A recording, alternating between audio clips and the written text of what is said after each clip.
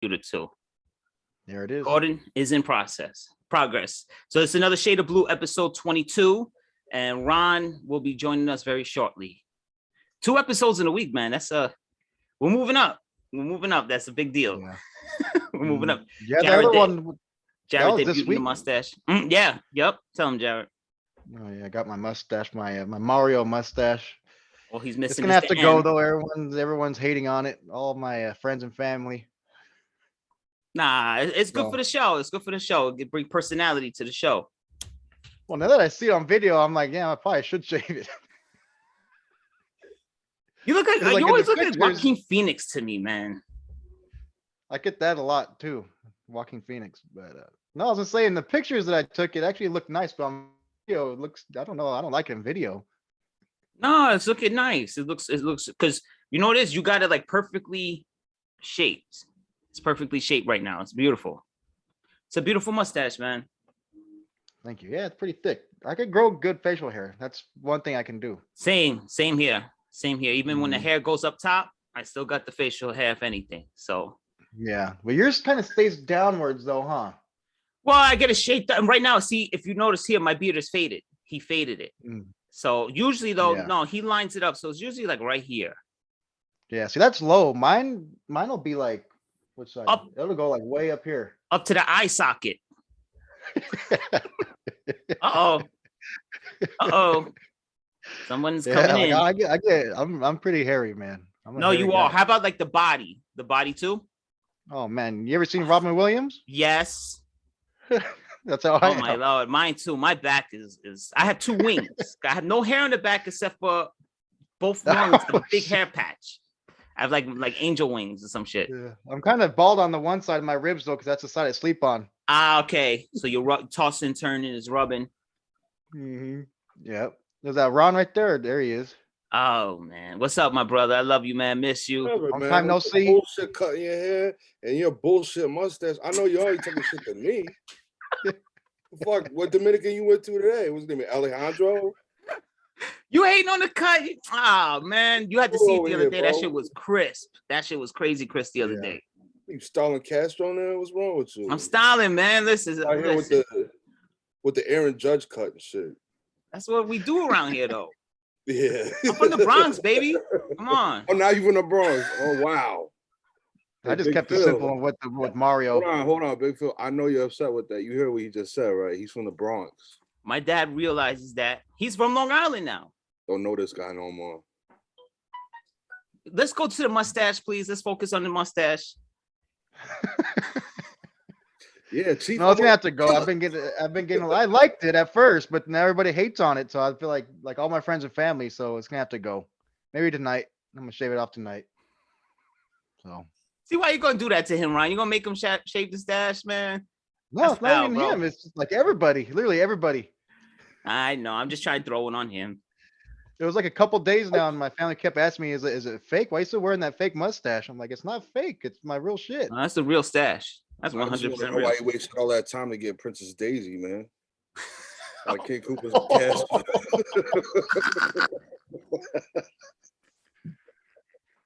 You know this is all love, man. You know this, Princess Daisy. I didn't say anything. It says peach and that shit. But yeah. Yeah. Princess Toadstool and shit. Put an M on that shit. Oh, W for Wario. He got the Wario shit going on. The Wario shit. Yeah, that is the one. Yeah, the Wario. It's a Wario. He hates me now. He's gonna hate me forever now. He's not gonna talk to me for a week. I'm sorry. No, to be fair, Jared is always concerned about you. Always. Why? To be fair, he's just always asking where you been, why you so quiet. He's concerned about you, man. Always. I go through a lot, man. I got a lot going on. I mean, I wouldn't say like concerned, but you know. Still want to know. Downgraded. It's downgraded. He just wants to know what's up. He's a grown man. I don't have to be concerned about him. You know, he's out there doing his thing. Fuck you too, Jared. All right. No, like I'm being a supervisor. He's supervising right now. I didn't say I don't care, but yeah, you don't need a supervisor. You're grown. No, man. That's all. I'm transitioning jobs. I've been in a weird space, so that's all. All right. All right. transitioning to a better job, but I don't know. Just I feel guilty, so it is what it is. Oh, so you feel guilty leaving your current job for another job after your current job hooked you up? What? Say that one time. You will feel guilty of leaving your current job for a new job after your current job hooked you up. No, it's not that. It's not the company. I could care less about the company itself. I established a lot of relationships with people. We did a lot of good things in the community. Mm-hmm. I feel bad leaving them because Okay. they lean on a lot of people. You gotta understand, like a lot of people that we employ a lot of people coming home from jail. You know what I'm saying? All right. Court cases during shelters, battered Okay. women shelters, things like that. So a lot of these people don't really have a positive force in their life. So apparently, I guess with a bunch of people, they felt like I was that for them. Good. But I mean, like they have my number. I mean, whenever you know what I'm saying, I'm always available. But you know how that shit goes with jobs. You change job, you don't really talk to nobody no more. Just things like that. So, but my door is Yeah. always open with people, so they can contact me whenever. So Mhm. yeah. Yeah. Yeah. That fits you. That Like fits you. people were quitting because I was quitting. Like I told a guy yesterday, he wanted to quit, and then I'm like, don't quit, man. Like hold on. I mean, like this is the guy that I'll put a story out there because, like, he's from the Bronx. He's from Webster Projects. Mm-hmm. Um, like he's had a hard life. Like his mother doesn't really love him. Like she intentionally took him places to leave him there on purpose. Mm. He didn't want, you know what I'm saying? The Like bait and switch. so he was never really wanted. So he deals with that confliction all the time. And so like I told him, I was like, listen, once I get situated, he's a good worker and he's trying to do the right thing. And like, luckily enough, he doesn't have any felonies. But I was just like, listen, once I get situated, I can try to get you a job, Mm-hmm. a good job, a union job where you're making decent money, you're getting benefits paid for, like things like that. You don't want to do this forever. Mm-mm. But like, he was ready to kind of jump out the window. I'm like, oh, bro, like, just be patient. Patience is what matters. Your lack of patience is what's put you in predicaments that you didn't really want to be in. So you have to be patient. You have to like work the system, work the way work the way the program works, and like life will treat you right. You gotta let the universe do its magic. You can't force it all the time. It's true. Yeah, patience is a virtue. If that was the case, I would have been out the window 2 months ago, and I would have never took this job. You know what I'm saying? And then who knows? I would have never been blessed to have the job opportunity that I have that I'm starting on Monday. So you know what I mean? Okay. Everything comes at a price, man. Whether it's monetary or whether it's universal, spiritual, whatever the case may be. Yeah, everything has a price, like you said. That is 100% true. So can't have it all the time. Yeah, so it's just been kind of hard. Like I just been kind of like, I just want to stay away from people I really didn't want to talk. It was kind of just exhausting. Me and my wife had gotten an argument the other night. It was a pretty bad argument. You know what I mean? Because it's just like, you know what I mean? Like, I feel like a lot of times I'm always well put together that people seem to forget that, like, I go through shit too. You're human. Yeah. You know what I'm saying? There's times that I feel like breaking, even though, like, I'm still holding it together. Mm-hmm. And it's like, that was one of those weeks where it was just like, the energies in the world was just way too much for me to handle. And it was just like, I just like, let me just hide in the closet somewhere and not deal with nobody this week. So yeah, I feel like that too. You know that. You've been around me long enough. Yeah. I go disappearing sometimes, so you know how I go. Yeah, we all do that. But the show must continue. You know what I mean? The show continues. Another shade of blue. The show must go on. Show must go on. No, man, that mustache is going to distract me. You can't take his eyes off your mustache, can you? I gotta get it longer so I can do the little twirly shits. Oh, the Pringles, the Raleigh fingers. Yeah, don't do that. No, I can't do that. No, I ain't doing that. We will smoke. I mean, that'd be cool, but I ain't no hipster. Oh, that's cool. Hipsters are trash. Shout out to all the hipsters. Shout out to all the hipsters. They're terrible people. Like, They you know are. what I'm saying? No, they are. They are. They are They're terrible. doing good for the environment because they shop at Whole Foods. Go fuck yourself. Right. By the way, that Yeah. shit is so disgusting, the Whole Foods food. But yeah. They think they're doing something because they somehow valiantly argued the point with the government to have us have paper straws and paper Oh, bags. Like I went to the store the other day. Ah. My local store, we still use the black bags, but like yeah, the bodegas, yep. I was in Midtown and I got some cigarettes and like something to drink, and the guy gave me a paper bag. What am I supposed to do with this? That shit breaks apart. It's mad noise. I hate the paper straws too, though. When you have a drink in Nasty. there for a while and it gets all soggy and shit. Nasty, Yeah, it's man. disgusting. It's I disgusting. hate the paper straws with a passion, bro. I'm all about the Yeah. environment, but the paper straws have to go. I'm dead serious about that shit, man. Because then you get like that taste, like you put toilet paper, like cotton. Mm. It's Yeah. like Yeah. I hate When it. you go to the dentist and they put like the swab in your mouth, it tastes I'm like getting that. It's cotton the out same right now. I'm shit. getting cotton out right now. Just thinking about it. Hold on. Before we get into the sports though, real quick, can you hold up your big ass torpedo jug water bottle real quick? How big is that damn thing? Oh. You just couldn't grab the one that you were just drinking out of, huh?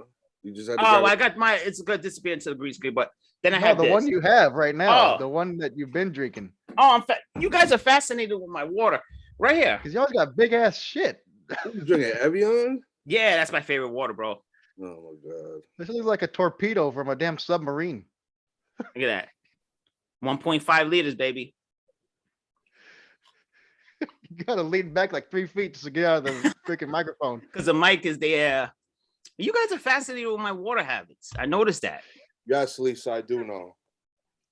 Hi, Lisa. You can say speak up. You talk shit to Jared's mustache before you go. Jared's mustache. Lisa even had to pop out for that. She was like, God damn. She was like, shit. I'm gonna have to shave it though, because I don't like it on video. And the pictures I liked it, but not in the video. Yeah. You don't look bad. You just look like, Jared? Tom Selleck, like stunt double from Magnum PI. That's all. Burt Reynolds. I either look like Burt Reynolds, or when I'm serious, I look like a cartel. Burt Like, Reynolds, oh, Yeah. Look at that. like a cartel mugshot or something. Sheriff. But yeah.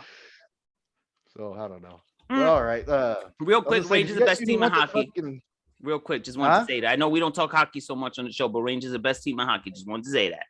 Thank you very much. Oh, I don't even know what's going on now. You guys get passed up. Someone passed you guys today. At one point, the Panthers last night. 1 point. Oh, But we beat them. So if you look at it, we got the upper hand right now. We're up 1-0 on them.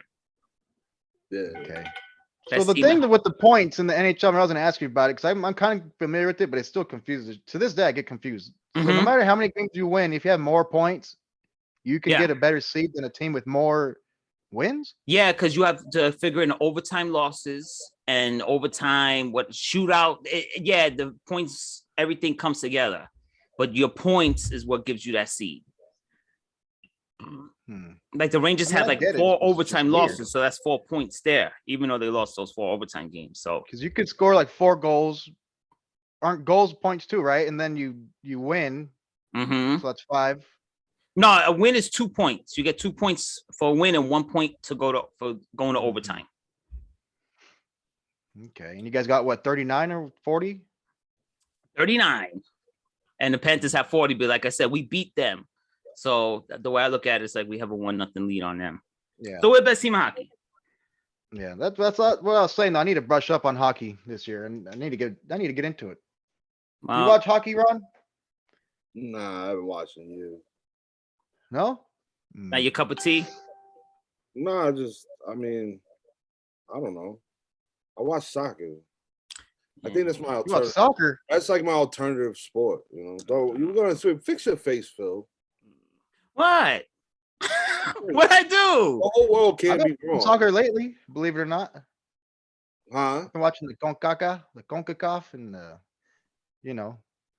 you Is that were like- watching like my cousin, her husband's from where is he from? Monterey. He Mhm. watches Mm. La Liga, down in Mexico. That's his team. So yeah, I watch like Spain though. I watch like British football. Yeah, Spain, you fancy. French, some Italian, a little bit of Italian. I haven't watched much yeah. Italian because they, Yeah. The past But couple years I've been watching the CONCACAF championship, and it's always either Mexico or USA that wins it because it's all the Americas and yeah. the South, so it's pretty cool. I No, mean, so it's not like North the bigger America. championship. South America don't play North America.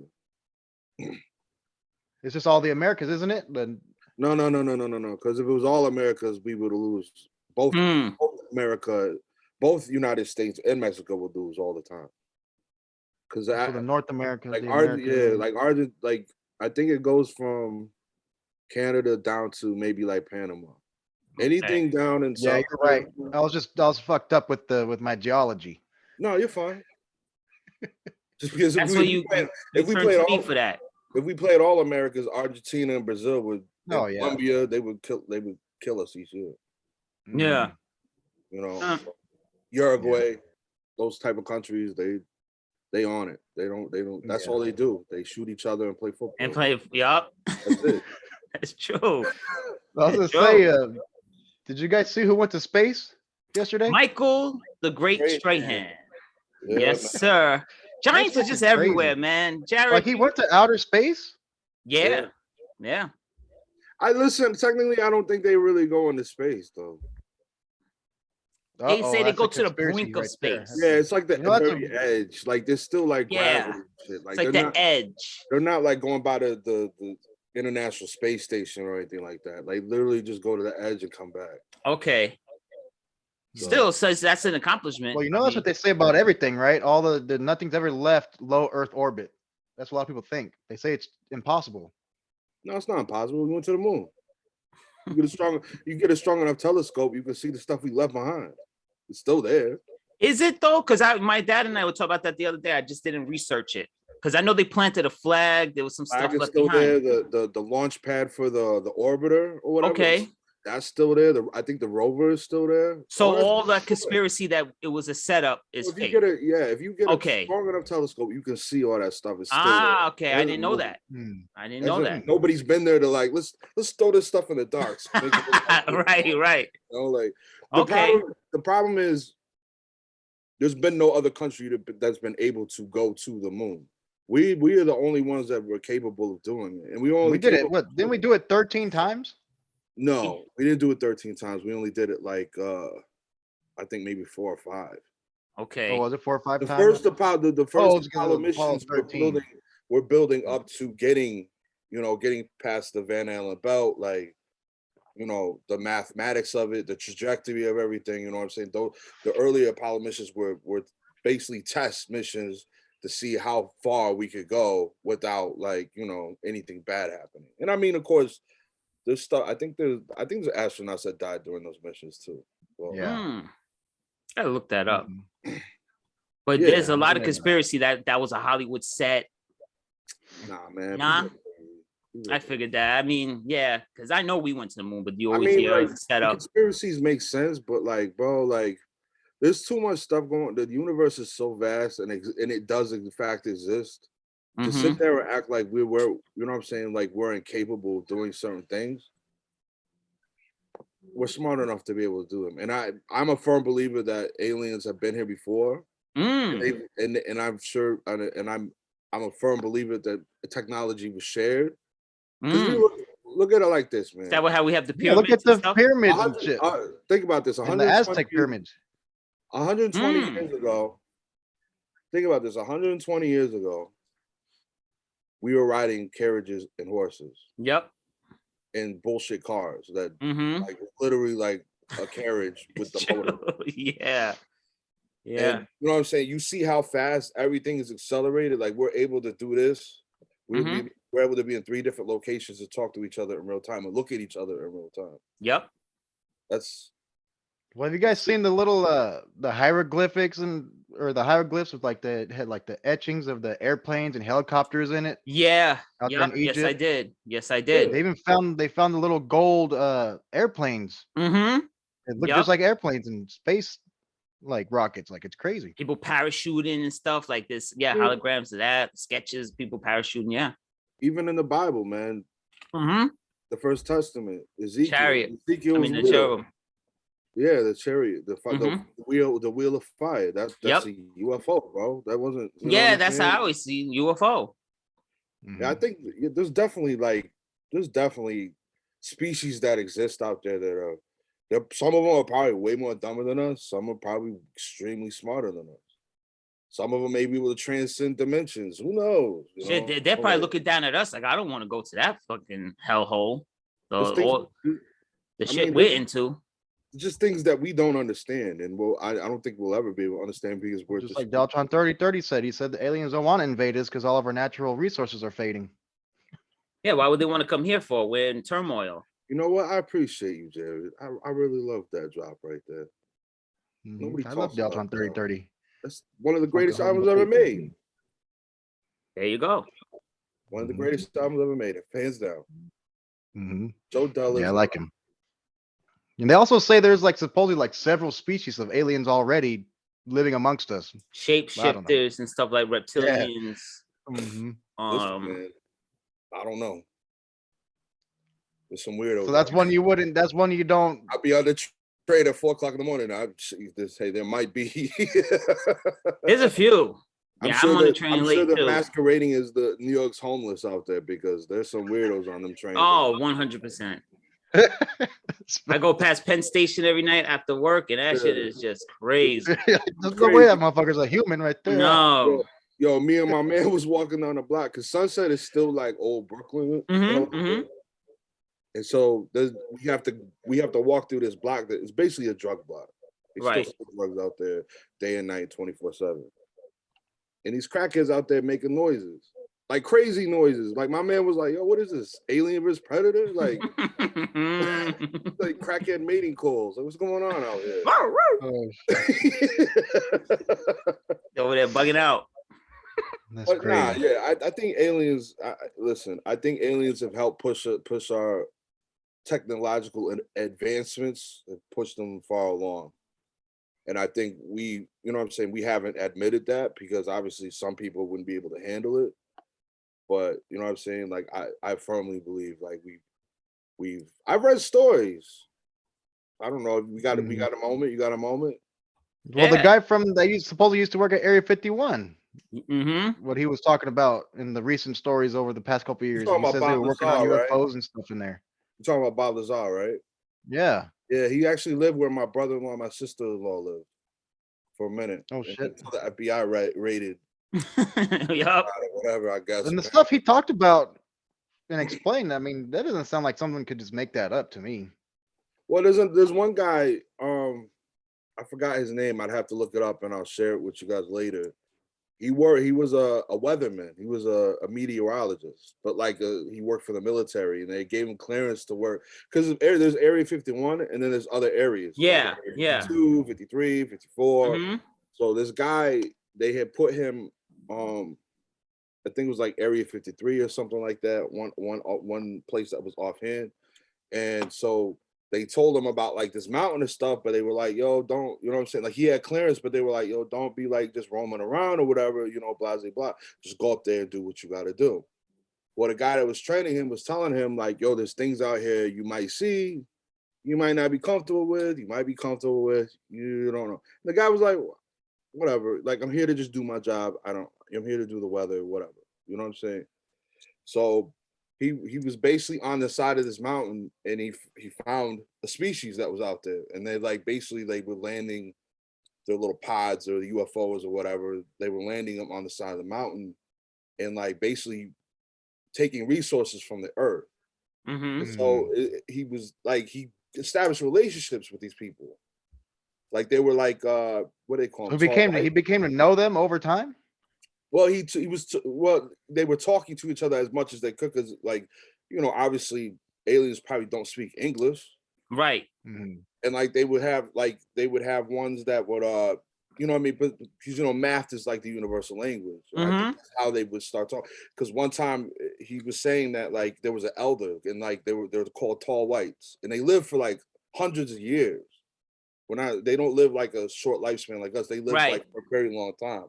And so he was talking to one of the elders and asking them you know what I'm saying, like on a map, like the map of space, like, you know what I'm saying, are you from here? Are you from here? From here? And the guy would keep telling him no. And then you come back the next day, you from here? You tell him no. And finally he hit one and he just like kind of looked at him and he walked away. He didn't tell him no, he didn't tell him yes. And then I guess he got into, because obviously he had these clearances, so he was able to have conversations with people, and apparently like there was a brokered deal that these aliens could come and harvest resources and trade resources basically for technological, like, you know, miracles. And it makes sense. It adds up. And it got to the point where he said that, like, you know, they asked, like the government had asked them like about, like, you know, basically space travel. And that's where they're like, absolutely not. You guys as a species, you guys can't even get along together on this planet. We don't want you coming out here and fucking up our shit. Right. That's what I'm saying. Why would they even want to be here anyway? We don't know what the hell we're doing.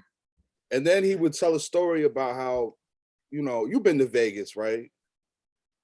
Mm-hmm. We all been to Vegas. Yeah. You know, like the dead time of Vegas, like 3-4 o'clock in the morning. Dead. Like, well, Dead. he was saying that these humanoids, they look like humans. They had the same amount of fingers, you know, toes. You know what I'm saying? They were just taller and they're very pale.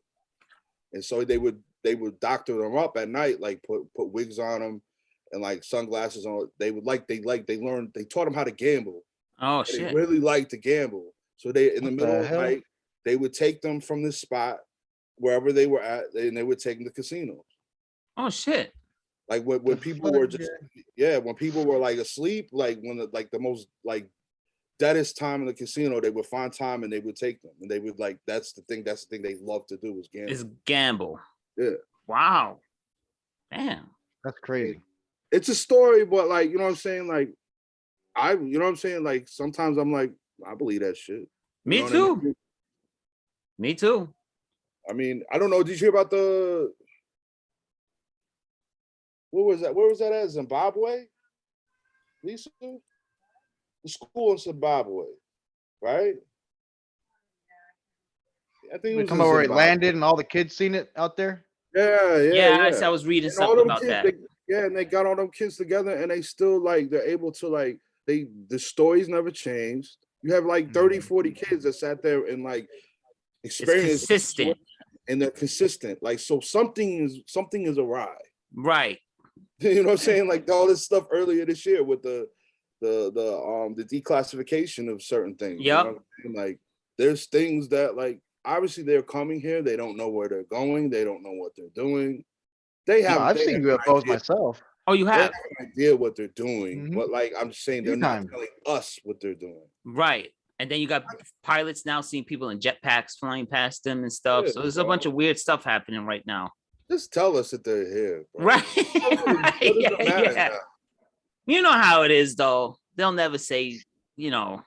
I think it's whack though. Just say it. So there's got to be a country out here that's got to know and be like, you know, we just don't care. Like, you know what, guys? Well, didn't Putin say he was going to expose the aliens or something like that?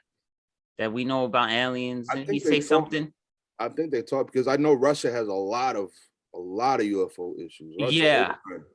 Mm-hmm. I know people got conspiracy theorists who are like, well, no, like, you know, that could have been China or Russia with it. No, whatever technology these things were doing is not known to like planet Right. Earth. We know nothing about like the physics of even making something that could do anything that these machines can do. You know what I'm saying? I want there to be that. You know, I want there to be stuff out there. I want that extra thing. You know why? Because it would force us to like each other again. Yep. I agree. Because right now, man, we're in turmoil. Bro. Complete turmoil, bro. Got Joe Biden out here yelling at Putin on the screen. Don't do that. You do that. You know what I'm saying? Like, I mean, I would like if they admitted they're real and stuff and they came, but I wouldn't want them to be like mean and shit and start attacking us. Well, that's another thing I guess we're concerned about. I mean, if that's the case, man, I think that would have already been done. But they're kind of coming up with stuff that's showing that how the Egyptians actually did make the pyramids and stuff, though. There's kind of like I think humans made the pyramids. Okay, all right. Because I know Jared referenced the aliens with the pyramids, and a lot of people do.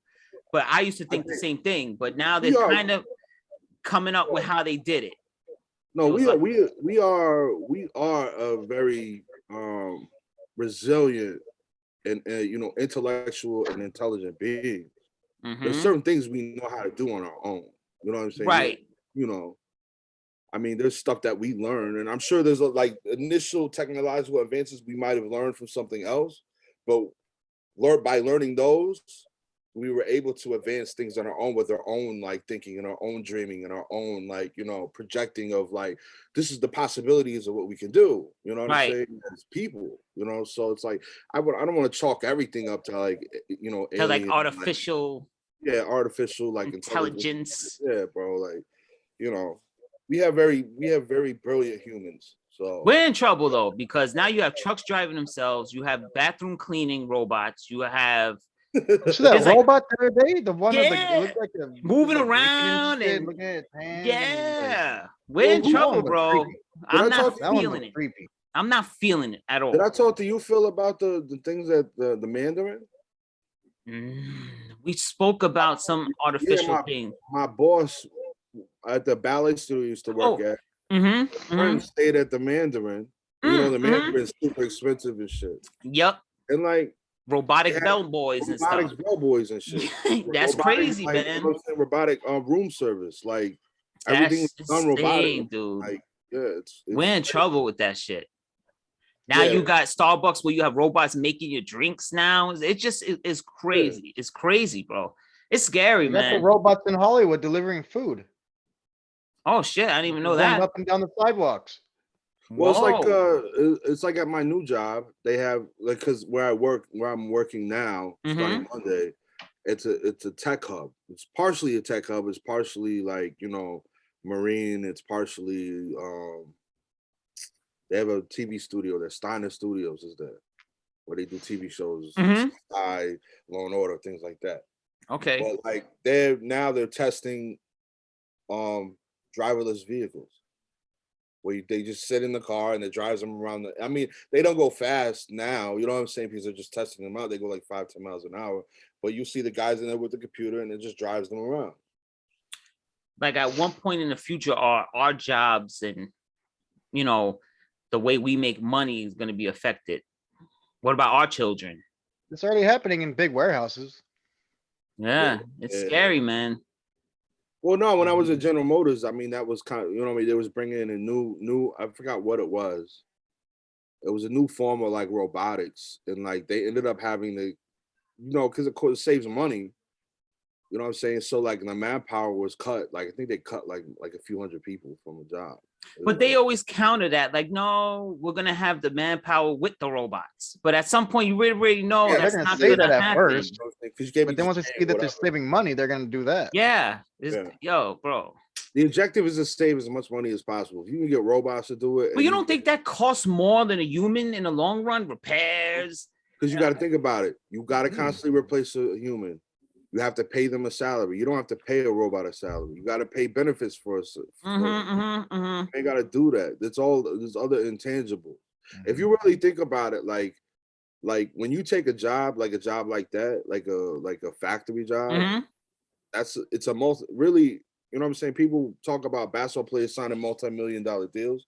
Those things are multi-million-dollar deals. Because you're getting benefits, you're getting a pension, you're getting, you know, all of these things and the money you make over the years. Because some of these factories, like GM, some of them people make $150,000 a year, regular hourly workers. They're not managers, they're not administrators. You know what I'm saying? They work overtime. They live in a plant. They work 5, 6, 7. Some of them work 7 days a week. They're taking home $150,000 a year, and they're working 25 to 30 years a clip.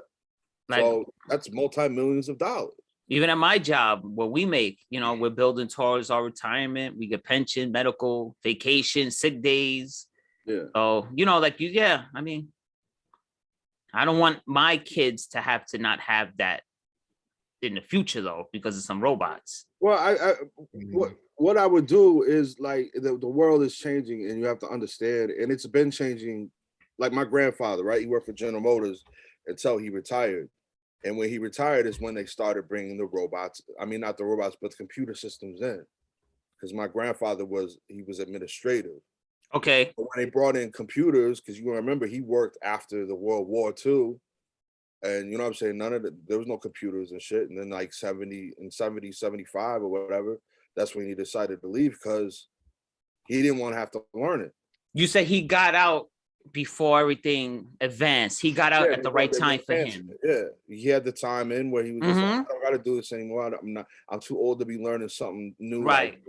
But like in that retrospect, you have to look at it in terms of like, you know, we have our kids, we have to push those kids into like coding, and we have to push our kids into coding is a and big electronics thing. and like, you know, technology and things like that. Yep. You know what I'm saying? Because like if we push our kids through that, they're gonna be able to be sustainable and have money, and like, you know what I'm saying? Like you can't just, you know what I'm saying? And of course we have the jobs that never die, you know, jobs like hospitals and, you know, things like that. Yeah, like future proof. Future proof jobs, doctors, nurses, stuff like that. Exactly. But we have to but not everybody wants to go to nursing school, and I understand it. I don't know about that, because have you seen the video? They have like a little robot fucking dissecting a grape. Oh wow! So they have robot nurses and doctors now. So if they're starting with robots surgically doing shit on grapes, I mean, nurses. You never know what that'll do in the future. Yeah, but I mean, maybe in a doctor's level. But I mean, like at a nurse's job is to care and heal. You can't. Right. A robot doesn't care. Right. There's no love there. Yeah. Like there's nothing better than having the nurses. Like, you know what I'm saying? Like when they're bringing you back. Sonny cared. Health, huh? Sonny cared from iRobot. Sonny did care. Sonny was a loving bot, bro. Don't underestimate the love Sonny had. I never seen the movie. I'm just fucking. You never seen iRobot? No. Well, like Blade Runner. You know what I'm saying? Oh, you going old school? No, the new one. I mean, the old one and the new one. I never seen either one. Watch the new one. You'll like that one. Okay. See, I'm into Holocaust movies and stuff like that. I ain't really messing with no robots. That's why you always depressed, man. You need to stop watching shit like that, man. Schindler's List, the greatest movie of all time. You ever notice, like, you ever watch videos of like Auschwitz and shit? Like, that's all I watch. You watch the boys in the striped pajamas. That's all I watch. Yeah, the sun even shines depressing. You know what I mean? Like it is. But you got to look for the beauty of that moment. You understand? What moments? The whole moment is that you could take the beauty in anything, man. I like those movies too, but that's not all I watch. Like, I mean, listen, I'm a sports fanatic. I mean, I watched that. Have you seen The Pianist? I read the book. I have the movie. Everything. Oh, The Pianist, yeah. The Pianist. I have the biography. I read his biography. Watched it. Great. It's a great movie. Ladislaw Spielman. Great movie. Mm-hmm. Adrian Brody did an exceptional. And he kind of looked like Ladislaw Spielman too. They kind of looked and acted the same too. Yeah, he was really good. He was really good in that movie. Yeah. I like that. That and Schindler's List are like the holy grail of Holocaust movies to me. I've never seen that one. I just never seen Schindler's List. Mm-mm. Oh man, we watched it in high school one day, but I was absent that day. I just think the Holocaust is it's disgusting, man. It's like the worst thing. You guys hear about the freaking humans could do? He was like 90-something years old. We had a Nazi here in Queens. Yeah, we had a Nazi in Queens. Yeah, and he's on trial right now. Yeah. I mean, I guess he did bad back in the day, but he's already old as hell. Why are you gonna do this to him now? You gotta think about the crazy things they did to these Jews. Crazy. Yeah, I know that, but shit. After all this damn bro, they was making lampshades out of their skin, bro. Yeah, that was Elsa Koch. Yeah, they don't deserve any leniency just because you made it this long alive and you hit under the radar. You still deserve to pay for them sins, bro. There's a book called Hitler's Fairies, and that Elsa Koch was the one making the lampshades and stuff. They had the head shrinking.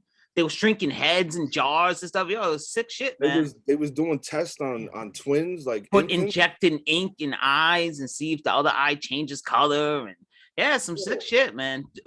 Stitching them apart, stitching them together, and then ripping them up to see who dies first. Just some real sick stuff. Yeah. The people that actually went into the gas chambers and the furnaces, they had it easy. Those are actually the humane shit. Because there's a lot of Jews that didn't get any of that treatment. They got way worse. Right. I had rather go right to the gas chamber. Yeah, that's just me personally. Get me up out of here, bro. Yeah. Just let me go see my God or whatever. Yeah, or whatever awaits me in the afterlife. Like, You know, that's how.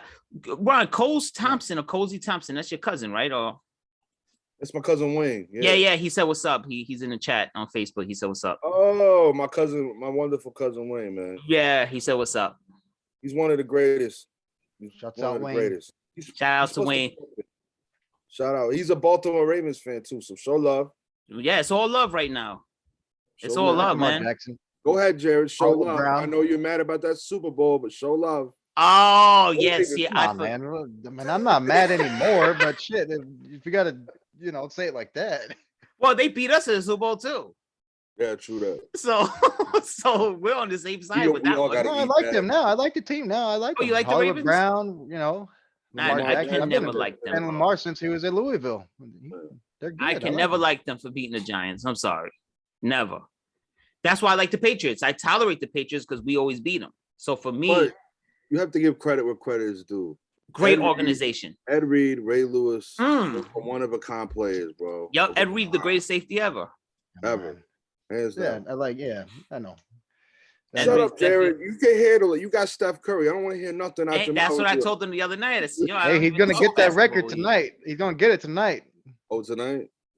He needs 10 more. I mean, Who are they shit. playing? Who are they playing? Shit, who they got, Phil? You know what? Well, I kind of tuned out basketball right now because the Knicks suck. So I just looked at the thing right now too. I forget. I'll tell you right now. They got tonight. Golden State has. Oh, okay, Philadelphia. So of course I'm going for you guys anyway. Going against Oh Philly. yeah, because that's what I knew. He's gonna go against his brother. He's gonna get the record against Yeah, his brother. that would be cool. Yeah, they are That's playing kind of cool. That's cool. Mhm. I Yeah. like the Did Curry. you see? and I Did you actually watch like that Steph game Curry. last week though? When Which he one? could have beat the record. He needed 16 threes. I didn't Yeah, see he that. got 6, right? Yeah, did you see how pissed off he was after the game? Like, why are you Steaming. mad, dude? Like, you got the win. You need 10 more. He wanted to do it? I guess because he wanted to do it at home. Right. Now But- we got a 5-game road fucking streak. But what about that whole thing with Chase Claypool?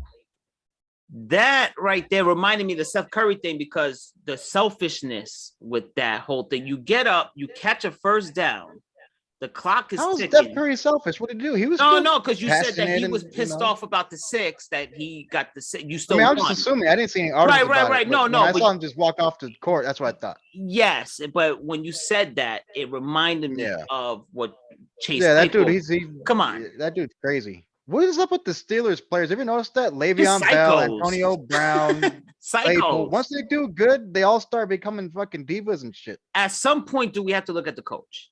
That's the whole thing, though. I know I love man. everyone I think likes it's Mike just- Tomlin. It's just But at something some that point- the players decide to do over there. Do we have to look at the coach at some point? Because he gets a pass for everything. I feel like the Steelers, they pander to History. had history, and they hate to make it racial. They pander to white players better than they pander. They're like, okay, that's fair too. That's And fair. so, when you put somebody listen, like when somebody's acting flamboyant like that, a Mhm. lot of that comes from like the insecurity of like you're not being appreciated enough for what you bring to the table as far as being. I think there's a lot more that could have been that way. Mike Wallace definitely could have been that way. Oh, Mike Wallace is a good player, right? He was one of the fastest Steelers in history. Yeah, Mike Wallace was a good player, man. But like I think and a lot of the AFC East, right? I feel like, how do I put this? Antonio Brown put his body on the line. The Steelers love to put their receivers in the middle and put their body and heads at risk. Antonio Brown took some really major concussions over the years. Oh yeah, Didn't they also Roethlisberger and pretty much Eli. didn't they turn their back on Paxco Burris too? Yes, they did. No. Yeah, they did him too. We did. That wasn't Steelers. We did. That. They didn't want to pay him, and they did, but they kind of turned Yeah, their back on him. They don't acknowledge him. They act like he never played for them. Well, like I said, if he was white, they love him. It's Look true. at Roethlisberger, that dude he committed. Yo, 2 dude, he's a rapes, bro. rapist. He's He committed 2 sexual assaults, man. He's still playing. He's letting him play right now, and he sucks. He making Yeah. it worse. no. Well, Him he and Uncle had were a just talking about that last night about shit like that, like Ben Roethlisberger, Trevor Bauer, Yep. like players like this, the A-Rod and the steroids, Sammy Sosa, Mark McGuire, Mm-hmm. all that shit, and they let him come back and play. But yet Pete Rose, we were talking about it last night. It was like a random topic. Yeah. Pete Rose gambles and he gets shunned. No, Pete And Rose this is like needs to be off in Hall topic, of but Fame. Pete He Rose Pete Rose has needs to. to be reinstated. Yeah. That's what a shame. That's criminal that he's not in the Hall of Fame. I mean, come one of on, the dude. best What a seasons. joke. Because he didn't bet Yeah, that again. one's He didn't shave points. No. He just bet. He just made bets. Right. Yeah. Come on, bro. It's time. But Jordan was gambling millions of dollars away for. You know what? his Let's just career. call for what it is. Baseball, the way they operate is so whack and corny and it's ass backwards. The way they just operate baseball is just the worst. To me, they're the worst run or like pro sports thing. They're really bad. Yeah. Come on, the way they operate just stinks, bro. Then The like Astros now, shit. When the Astros cheated, they didn't do a right? damn thing. Then you had the steroid That era. was- And now the new thing is that they've been doctoring this past year, half the season was with one ball and the other. It was like, come on, you're mixing with, just leave everything alone. You're putting balls in humidifiers and bro, can we just have the same consistent year after year, the same thing? Why we keep doctoring everything? Then they're so secretive. Then they shun like certain players. Like, come on, man. Pete Rose is the greatest hitter of all time. I think Barry Bonds should be in the Hall of Fame. Well, yeah, because he was going to the Hall of Fame without the steroids. Yeah. You look at his stats, he was crazy. He's a complete player, 5-tool player. Stole bases, hit home runs, hit for average. His defense was excellent. And he never got caught either. But did A-Rod ever get caught? No, right? He never tested positive. Well, the one guy came out and said right? he remembers injecting him in the ass and shit. He did get test positive. A-Rod. Because you remember he was suspended for like a year. He was suspended for like one of his last couple of years he did, huh? But I thought that's because the 81 doctor testified that he was giving him steroids. I don't think he tested positive though. I think he did. I'm gonna look that up. I think that last go around he did. Yeah, because he also blamed. He had pretty much admitted it too. He blamed the kid. Yeah, him the shit. And So they that's had pretty much him they admitting had it, that like the code kid words. Fucking went and did prison time. You still got to hit the ball. I mean, that's how I look at it. That's what I say. I told you Right? guys before. If it in baseball, if it's not a combat sport, if it's Yeah, baseball, they can do steroids. I want to see home runs get hit. I want to get my money's worth.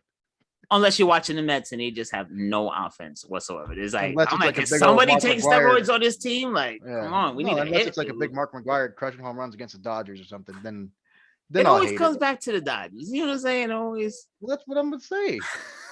Always I comes like. back I to don't the care if they do Dodgers, man. steroids. I don't care if they do steroids. But if they're beating the shit out of my team, then I'll probably be like, God damn it, I shouldn't have said it's okay with me. He still wants to talk about that. Who's the dude that hit the home run when Tommy Lasorda Kirk Gibson or whatever. Yeah, the Kirk Gibson hit when he was Limping around. He could barely make it on the bases. That was so corny, bro. He had the Jared How was that Perez corny? mustache on. It was just a corny moment in sports. That's what it is. That's Hell the no. mustache. That was as dramatic as it gets, man. Vince Willis Scully Reed, calling the man. shot. That's the mustache, though. The Jared's got the Kirk Gibson. That's what He does. No, it was a nice got the moment, Kirk Jared. I'm Gibson. messing There you around. go. I Now give we it- show you love. Now it's not a joke no more. Now you have a I statement. think I look more like the pitcher that threw that ball. What was his name? Oh man. What was his fucking name? And you know what? You guys beat us that year in the play. We should have been there. But Oral Hershiser, we couldn't hit him. So if we could hit Hershiser, that moment never happens at 88. So Well, I we mean, couldn't hit him. coulda, woulda. You guys got it 2 years before that. Yes, we did. Yes, we did. Haven't got it since, but it's okay. Well, I mean, listen. You got the bubble championship. Yeah. You got a pandemic championship. You good. Championship. Wow.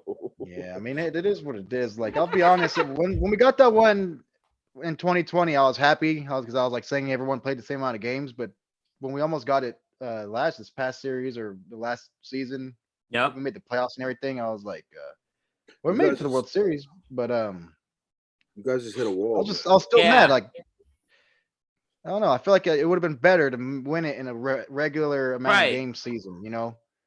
I think your Just chemistry to got get messed people to be up. quiet about the previous championship. I think the chemistry got messed up with Scherzer and Trey Turner, but I think it's more of a Trey Turner thing that was messing up the clubhouse. I feel like you guys just lost your chemistry, and the Braves had all the chemistry going for them. They had all the momentum going for them. They would have. I mean, I don't They think they caught were us the in the best swamp. team. They Well, weren't the whatever best happened, team. whatever happened, they caught us in the slump. They You're were right. hitting and we weren't. Yeah, no, you guys when I don't know how you guys were not hitting with that lineup, man. That's incredible to me. Yeah, but it is what it is. And I don't like the Braves either. I mean, they're a division rival. I don't want them to win either. I mean, but So when the teams are in your division and they make it to the championships, you don't go for them? no. Me neither. Okay, good. I That's how don't it's either. supposed to be. Yeah, I don't do that. James and my uncle do. I'm like, why do you guys do that? You can't Like live James, like that. when the Chiefs played the 49ers, I thought he would have went for the 49ers because I'm his brother and was like, oh, I got the Chiefs, bro. I'm like, what the hell? Are you stupid? Who, Jared? Yeah, James. James? Yeah, I was like, dude, they kick your ass all the And damn that's your time, and division they own rival. they own your division now. You're gonna root for them? You know what? In modern, like recently, my heart was completely broken. I couldn't sleep when the Eagles won the Super Bowl that year. I could not sleep, man. I was tossing and turning. I was like, I cannot believe the fucking Eagles won the Super Bowl. Tell me the truth, though. Tell me the truth, though. How much of an asshole is James in real life, Jared? How much is he? You wanted to beat the shit out of him, but you probably couldn't because he was the older brother, or is it the other way around? I just want to know. I want to know the family dynamic. I mean, tell the truth. I was probably more of an I beat asshole. the shit out of Actually, my brothers. I know that. I'll tell the I was truth. probably the bigger asshole. Believe it or not, I kind of agree with that, but then he changed, though. That's the thing, because to me, James always been like the nicest guy in the world. To me, Yeah. yeah, he's nice. I never had an issue with him. Even when I went to their house, James was very polite and he's very. He was nervous. He was nervous as hell to meet you. He was pacing around and everything, but once he got to see me, we were good, and I love him, But Jared's my partner now, so it's like it's a good family dynamic here that we have. You know what? Yeah. I'd rather talk to James anyways, man. You're James. You know what? But James is a lot more country than you would think. I'm okay with that. You know my brother. Bro. If you ever met my brother-in-law, you'd be like, "Oh yeah, he can handle it." My brother-in-law's crazy.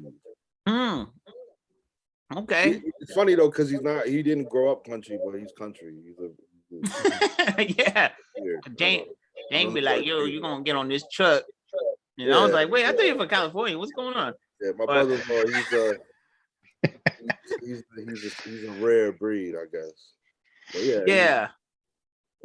Nah, I've heard I've been told many times that I'm the whitest person people know. That's the whitest or the widest? Whitest. The whitest? Like country and Jared's white. Outdoorsy and shit. Yeah, he goes. He likes the outdoors. I don't care. I love the outdoors. Love the outdoors. Love the outdoors. I think being outdoors is like that's your time to be like Iron Man. You know what I'm saying? Like, right. Yep. Your manhood gets tested out in the outdoors. Yeah. That's why I said we should do like a vacation. We're just doing out in nature. We are. We're gonna do a nature trip. I want to be in a hotel or nothing like that. I want to be like. I've actually seen a thing. Speaking of like how that's like manly, it was on the radio the other day. I guess they did like a research thing about it, and then girls prefer a guy that can build a fire and build a survival. Of course. Like, in the woods more than a guy that can pay for like a fancy dinner. Yeah. Females prefer that. Like, why wouldn't they? Yeah, they would appreciate that more. Give me, wouldn't they want like a lumberjack man with the lumberjack thing and chopping down trees and stuff? They could. That's more of a man than going to whatever fancy restaurant you want to go to. That's just me. Man, stop making excuses for your brokenness, all right? Yeah, let's go to that. Let me go. Yeah, we'll make a meal out in the woods. If you want me to start a fire, man, I got a lighter and a piece of paper right here. We good to go. We can warm up, girl. Warm up. Woods, baby. Don't you worry about pack of hot dogs. Throw them right there on the ground. Gordon Ramsay ain't got shit on this. We're going to do this shit outdoors. It's all natural, baby. Don't you worry about it. I do outdoor dining. That's what I do. Yeah, outdoor dining. And don't you worry, baby. We're going to take good care of you out here. Nah, but I mean, there's a right and gonna be all warmed up by the campfire. There's a sense of like my cousin Wayne, who I don't know if he's still in there, but we have someone watching. It might be him. He fishes. He does all types of outdoorsy things, but he's a city dude. He's a city kid. But he likes Like, the outdoors and he likes to be outdoors. He'll go fishing. You know what I'm saying? Like he'll go camping. He'll do all of that. I've done all of that. You know what I'm saying? Like I haven't made plans to do something like that in quite a long time, but you know what I'm saying? Like I'm capable of going out in the woods and living off the land for like a week or two. I could do it. Could you do it long term, you think? For me? Yeah. No? Not to live, no. Okay. I have to have some type of like human connection. Okay. With perfect strangers. I wouldn't be able to live off the land, but if I had like a cabin up there in the mountains, like by myself, no neighbors for miles, I could do that. But me too. I could do off the land for like a week or two, but I wouldn't want to live like that. I would tell you I'd like rather have this. a cabin. If I ever became a sustainable musician, a sustainable artist, that all I had to do was art or music, I would definitely invest into like having an apartment here and having a place that is out like on the side of a mountain somewhere, or you know what I'm saying, completely disconnected from the rest of the world. And I would go there for months at a time. Get off the grid. Yeah, but I couldn't do it like every day for years on end. That's something I can't do. But like I could definitely just do that like 3-4 months at a clip. You know what I'm saying? And like just disconnect from the rest of the world and create. But that got to be like a beautiful scene, right? You're in a cabin somewhere in the To be wilderness. honest with you though, I'd rather do that than buy I'd rather have a lot of money and have that than have like a mansion or something or some crazy like penthouse or something like that. I would rather have something that's like cool and just practical, you know what I'm saying, for like me and Lisa or like whoever else is involved type shit. Like my daughter, you know what I'm saying, as far as she's concerned. If I had those things, you know what I'm saying, something practical for the three of us. Right. And I mean, it would have its perks, I guess, but I mean, like, I would, you know what I'm saying? I wouldn't be like extravagant about it. It would just be like something to just disconnect from the rest of the world. Yeah. I'd still have electricity and stuff, but I probably wouldn't have like certain things, maybe. You know what I'm saying? Like, I probably wouldn't have like internet connection or something like that. Well, now they have these fancy tents now anyway. You see those tents they have? They have heating. You have like solar panels. You got electricity. You could just tent out in the woods now and live normal in a way. Charging your phone up and stuff. I guess a signal might be an issue. Yeah, they all do that with the overlanding vehicles too. That's what I'm trying to do with my truck. My wife found something in the Catskills. They do this thing where you go up there, and they're little what are they, babe? They're like little houses, but you're disconnected. There's no cell phone connection. There's no internet, none of that. And like you stay in this little like mini house. You're talking about a yurt? What is it, babe? A yurt? Like a shipping container, and they made it into a house, but it's up to date, like it's modern. You know what I'm saying? But it's like you don't have any connection with the outside world. Like you're just in the Catskills and you just chilling. Okay. And like it's basically like a weekend getaway where you basically like you recharge. Yeah, basically you're not being like aggravated with this outside energy. That's what I do when I go to the mountains. I take my tent and shit and my dad's trailer and we just go. That's the best, man. I love that stuff. That's something I love. You get a babysitter for the mustache. I gotta get a babysitter for a mustache. Yeah, we're not really focusing so much on the stash. I feel like the stash is going underappreciated right now. But I appreciate your mustache, bro. I really do. I gotta get another screen for it right here, so there'll be 4 screens and one with the mustache. Right there. That would be kind of cool, right? Just man, you gotta keep the mustache for like a week. Gotta keep it. I'm going on 3 days. Keep it for a while. You look all right. Yeah. How long did it take to actually grow the whole concoction over there? The whole concoction? Because I always have mustache. I just have it all full with the beard too. So you never notice the mustache by itself. But that's true. Get it this thick, it's been like a month and a half. I feel like if you guys mashed your heads together, you would have a full like mustache and beard. Well, I shave. I don't like a mustache. I could grow it. I just shave it. I don't like it. You don't have the mustache. No, I said that shit to Lisa the other day where I was like, yo, man, I don't get it, man. He's got that beard, but like he never has a mustache. And I was like thinking about it, I'm like, he probably looks stupid as fuck with a mustache, though. I don't like it. Yeah, it would change everything. Like I would look at You you, be shave like, it or it no, just you doesn't gotta grow? shave You wouldn't it even off. take me serious with a mustache. That's Yeah, the whole yeah. thing. Does it not becomes- grow or what? Oh no, it grows. I just don't like it. No, you See, see it the- growing in The now. fuzz is coming in right now. I could grow a full mustache.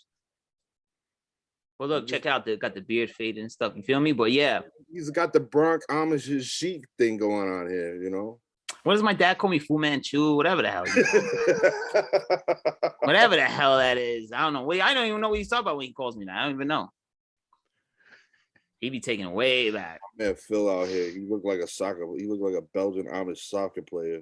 You know how I do it. Listen, That man. haircut, bro. That haircut. I don't know. The line is killing me, man. The Bronx Special. You see that line right there? But Yeah. yeah. You look like the dude at the mall trying to clean my shoes and shit. I don't. Whatever. Oh man. Oh wow. All I know is they love it. At the Who job, they? everyone at the job be like, "Yo, you look fire." But Do they No, get it's paid clean. to compliment you, man? Do you do that shit for real? I don't believe nothing anybody tells me at work. Oh man, you look great. You shut the fuck up. No, you don't. You don't listen, give a man, fuck what I do, man. I'm always styling and stuff. Like I try to dress down for the show. I don't want to make anyone feel bad about it. So I'm always for the show. I'm dressed down. When you see me, though, I'll be fly. So it's cool. Shut the fuck out of here. Oh man. Nah, You know what, it's all- Ron? I feel like you're like a little jealous of the line. I'm not gonna lie. No, I get this shit all the time, bro. I never see you with that shit. Because you never see me, man. That's That why. is true. You're right. You're right. You're right. I get That's- the half moon. I get like all types of shit done. I did see you with the little half moon one time. Yeah, I did see Yeah. that. It was fire. It was fire. Jared, why don't you start a little style I going did on? that. Remember I was telling you last week that I did But that you one time on botched the it. side. Yeah, I yeah, did, he like, botched I it. tried 3 little lines. And I just did it with the straight razor and it came out clean, but I mean it wasn't that clean. And then what happened? You decided to just let it I grow. just left it. I couldn't do shit about it once I did that. I wasn't gonna go bald. Okay. All I right. had to leave it there. And it just Dude, grew on you you. got wife so didn't much like hair. You got so much hair. You can't go bald, man. He can't. No Oh, way. hair, That dude is your hair will go bald before you go I'm bald. Nah, I'm starting to get bald right here. I'll on the never top. believe that, bro. Let me see.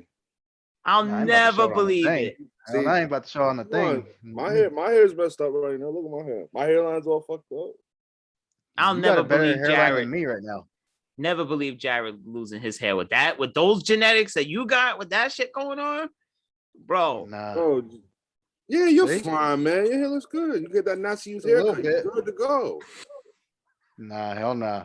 What do you No, I got, saw. Ron? It all the way was up. funny though. I saw a video the other day where they were talking about like why were the Nazis like so fashionably aggressive? Like they had perfect haircuts. Beautiful Perfect haircut. uniforms, perfect haircuts. Yeah, They were stylish as they killed in style. They did. yeah, yeah. They were the boots were crazy. They had the mad shine on that shit. They were up to the kneecap. Them shits was Yo. crazy. Facebook about to shut us down, bro. All about to get 30-day bans. Don't say that. Hey, I forgot. We gotta watch what we talk about. I bro, on forgot Facebook. that we're actually on ain't Facebook, YouTube yeah. No more, bro. We're not on YouTube no more. That's true. What am I talking about? I'm anti all of that shit. Damn, What? I forgot we're on Facebook. I forgot we was on Facebook too. No, but they were stylish. They had the beautiful No, they part in were. the hair and everything. It was Yeah. nice. And what'd you say? You say he got the Nazi going on right now? No, not him. I said he could go to the salon and get like the Nazi youth haircut. joint. Ah, all right. Yeah, it could be right. You're right. What is that? What is the Nazi what? The You look Nazi dapper. haircut. You look dapper. If you put dapper. pomade with a part, It's where they do like the one side is short and then Yep. like they all it's the hair almost like a on tape the up. part. It's like the part where he got, but like you got hair over here, like Right. It looks good. A lot of dudes do it now.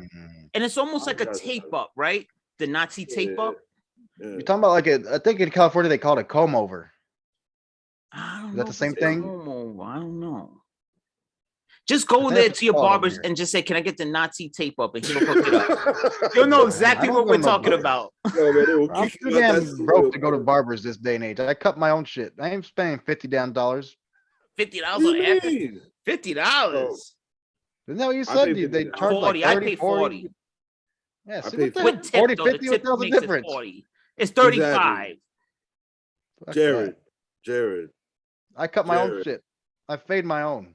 Talk Listen, to him, Ron. Talk to him. bro, there's nothing better than going to a barber. It's true. It's true. That It's as a man, that's like the listen, best part of your listen. day. Yeah, it's like therapy. Yup. Probably in New York. There's nothing like that in California. Maybe No, like somewhere in anywhere, LA. anywhere, bro. You know what? I've got my hair cut in California before in LA. Me By too. the dudes Me that too. cut that was cutting like Rick Fox's hair back in the day, at the time when they was winning chips. Right. Like, With the when Lakers. the Yup. Lakers were the Lakers with Shaq, Kobe, and all Mhm. that. Like that was it's an experience, man. You get to talk to somebody that's not your girl No, yeah, or your no. child for a while. It's and true. now It's true. you're talking to a stranger. So it's like you're learning about them, they learn about you. Yup. My barber gives me tips on my hair because sometimes, you know what I'm saying, there's things that I don't know. Like, you know what I'm saying? Like maybe like I might have like a little bit of alopecia or something like that. It'll give me like tips on how to get my hair back and like you know what I'm saying, they work, you know what I'm saying? Like there's It nothing is a better than therapy having session. It it's is. a camaraderie, and there's something soothing about having somebody like me. I don't like to shave myself. Like I'll cut the hair down, but I won't touch myself up. I'll have the barber do it because there's nothing better than like it feels good having somebody else, you know what I mean, basically take care of you. You know what I'm saying? Like Do they do the straight razor on you? Mm-hmm. yeah. Mm-hmm. That's what I've been using for a while, and that shit's fucking scary going around the chin. It's rough. It gets it close, but if you slip up, you're gonna slice your shit. The stash is hard to do too with a straight razor. I always cut under the nose here. Is where I get those little When gashes. I first started doing it, I'll do it like slow, but now I'm just fucking hatching away and shit. Like Yeah. over here, like yeah, fast now. I'll get cut over here sometimes, like Right. like right in the corners and shit, because it's like, you know what I mean. But I you know, noticed that. Me too. Yeah, same spots. Mm-hmm. It's funny. I mean, man, go to a barber, man. Stop being like this fucking ancient human fossil shit. Like I cut my own hair. I'm telling you, You when over you here guys see my Mexican fade, Clint next time I Eastwood cut my and hair, I'll take my hat off and show you my fade, and you'll see why I don't go. Okay. Save 30 Wow. bucks. I ain't. No. Well, you know, Just to and talk to different someone. barbers have their own thing. Cause like when I was living in Queens, the Jewish guy that used to cut my hair, he used to take like the hot shaving cream and he used to rub my temples and like rub the shoulders. Oh, And now over here in the Dominicans, what they do is they have that machine. It's like a vibrating machine. They put it over your chest. They put it on your face. I'm Yeah, like, 'cause I'd I've be been in to barber heaven. shops. I've I'd been to be in barber heaven. shops, but I haven't been in like 6 years. But I remember me and James growing up, we used to go to the old man downtown on the east side, and he would fucking be throwing our head around and shit. And I said over here, and he'd fucking throw our Yeah, neck and James's shit snap was our necks. chopped up. James's shit was chopped up. I remember his shit was chopped up, but it's an experience either way, good or bad. It's a good experience but James's shit was chopped for sure. You gotta go, man. Stop being a bum. Maybe one day. You know, Bob. I used to go. I'm telling you, I know what you guys are talking about. It's like a hangout. Yeah, it's like a Man, guy's it gets club. you at the house, man. You're not bothered by. I went with my little brother a couple times, and we sit in there and talk to everybody. It's like a guy's club. Yeah, it's cool. Yeah, I know. Jared in the house, all dysfunctional and shit, cutting his own I'd hair. rather talk to you guys on here. That is true. Me too. Me too. Me Yeah. too. Me too, brother. Same, man. It's not the same. Ron's always telling me to get out the house too. So Get out the house, man. No, I go to my uncle's almost get like out every the day. house. And we hang out in the garage. It's like What, a you little get on man the cave train to thing. go to work and come home? Jared's at the We go to uncle's the man house cave, and like, I'm on the every day. train. We out the house. We out here. We outside.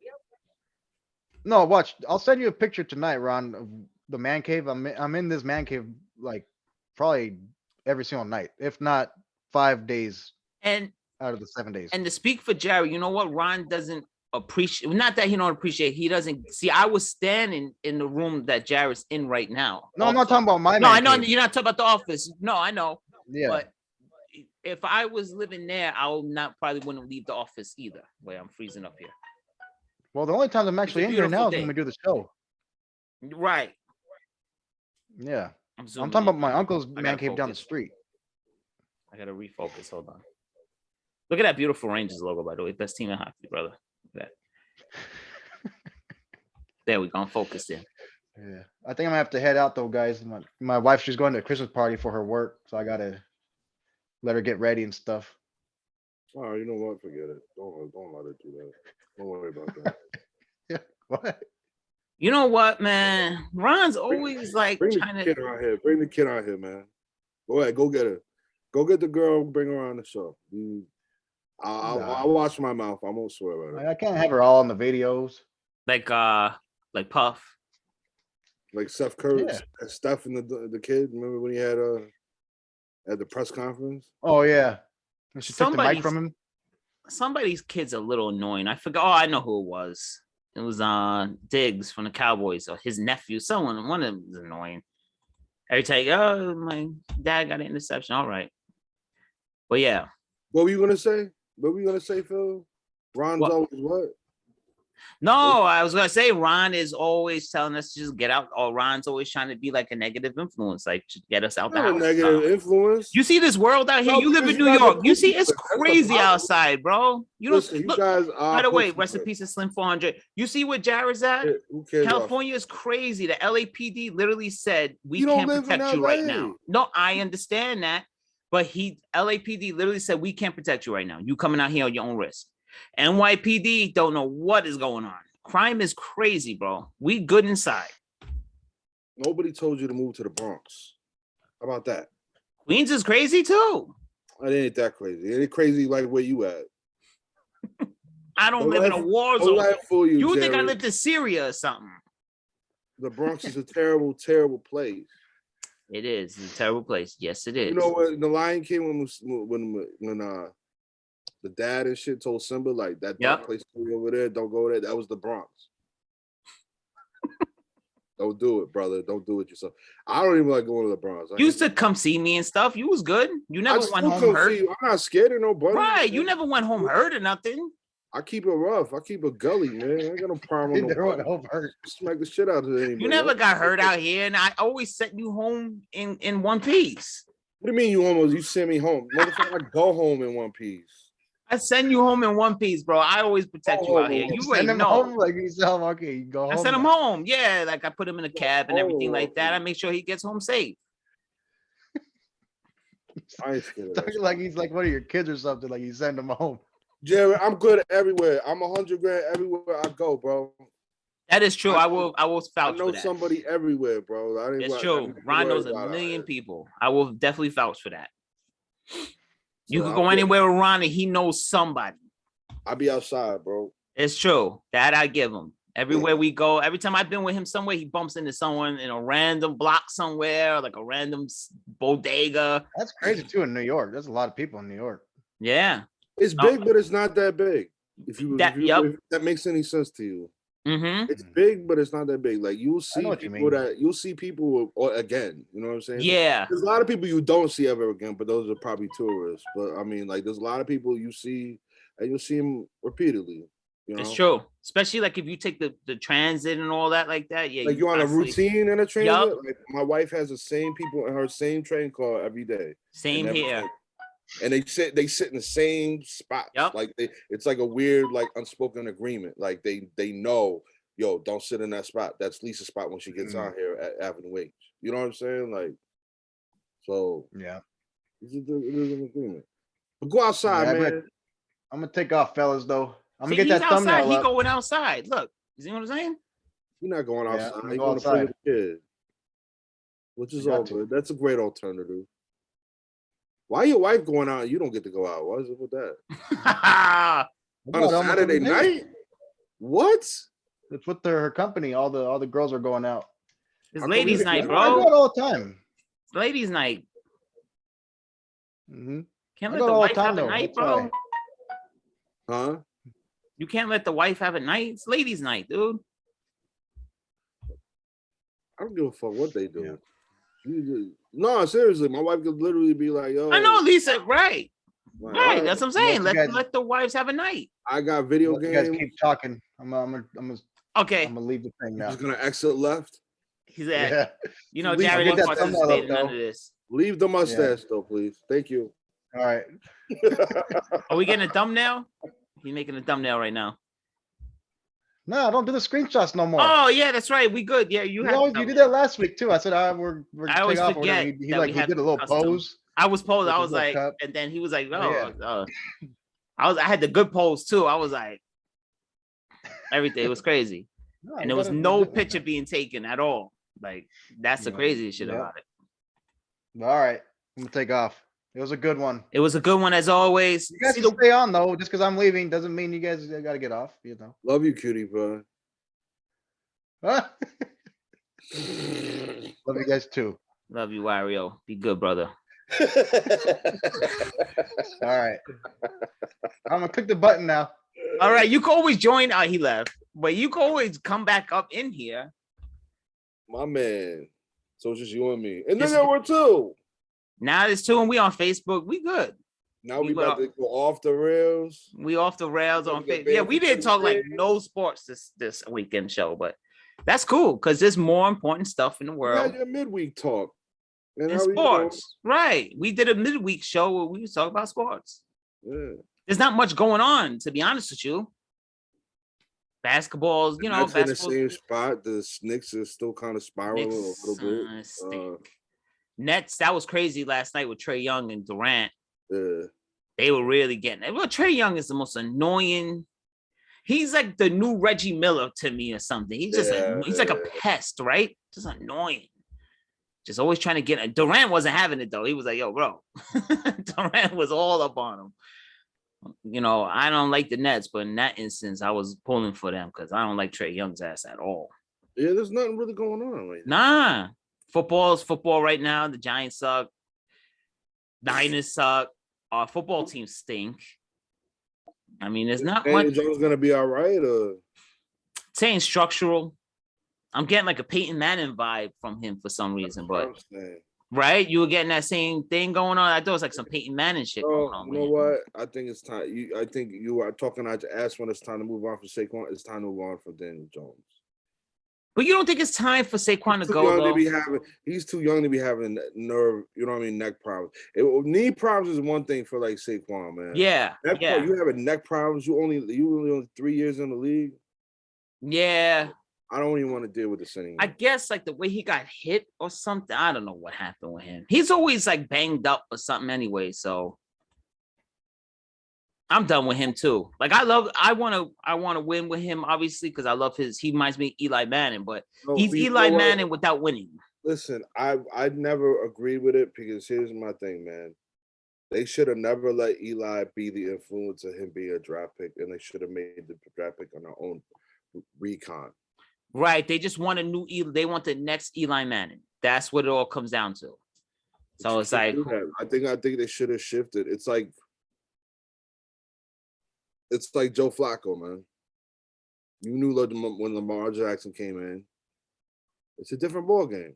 right. Well, they The bring game two is- different The game is skills. different now. You know what I'm saying? Yeah. It's changed. It's not. You know what I'm saying? Like they're doing pass options and run options and you know what I'm saying? Like the game it's got faster. I feel like with certain teams, the exciting teams, they've gotten faster and. But somehow old man Tom Brady keeps winning, right? Yeah, but Tom Brady, there's not anybody like Tom Brady. The guy never ages. He never gets hurt. How do you keep? But like I was talking to Jared on the other show, that last episode, like other quarterbacks don't say, what does he do to always just be good? Like he doesn't age. What do you want to follow? Is his body so much different than everyone else's body? Because No, think he's about it, weaker. like he's not athletic weak. at all. He's weaker. He's Right. If you That's what hit I'm him saying. just right, it's a wrap. But like he's never been in a system where he's been sacked, a crazy amount of time. Right. Because look at so- Carr, David Carr. Derek Carr, David Carr. Yeah. The older brother, I think, was better than Derek Carr, but he was with the Texans and that offensive line was brutal. Yeah. And he never had a shot, But like Tom Brady, no one says, okay, because look, like they were saying Cam Newton is done. Cam Newton's what, 32 years old, 33? So Yeah. Brady's 10 years older than him. And how is Cam Newton done and Tom Brady's not? That's what I'm fascinated by that whole thing there. I think there's politics involved too. I agree with the politic part. There's politics involved.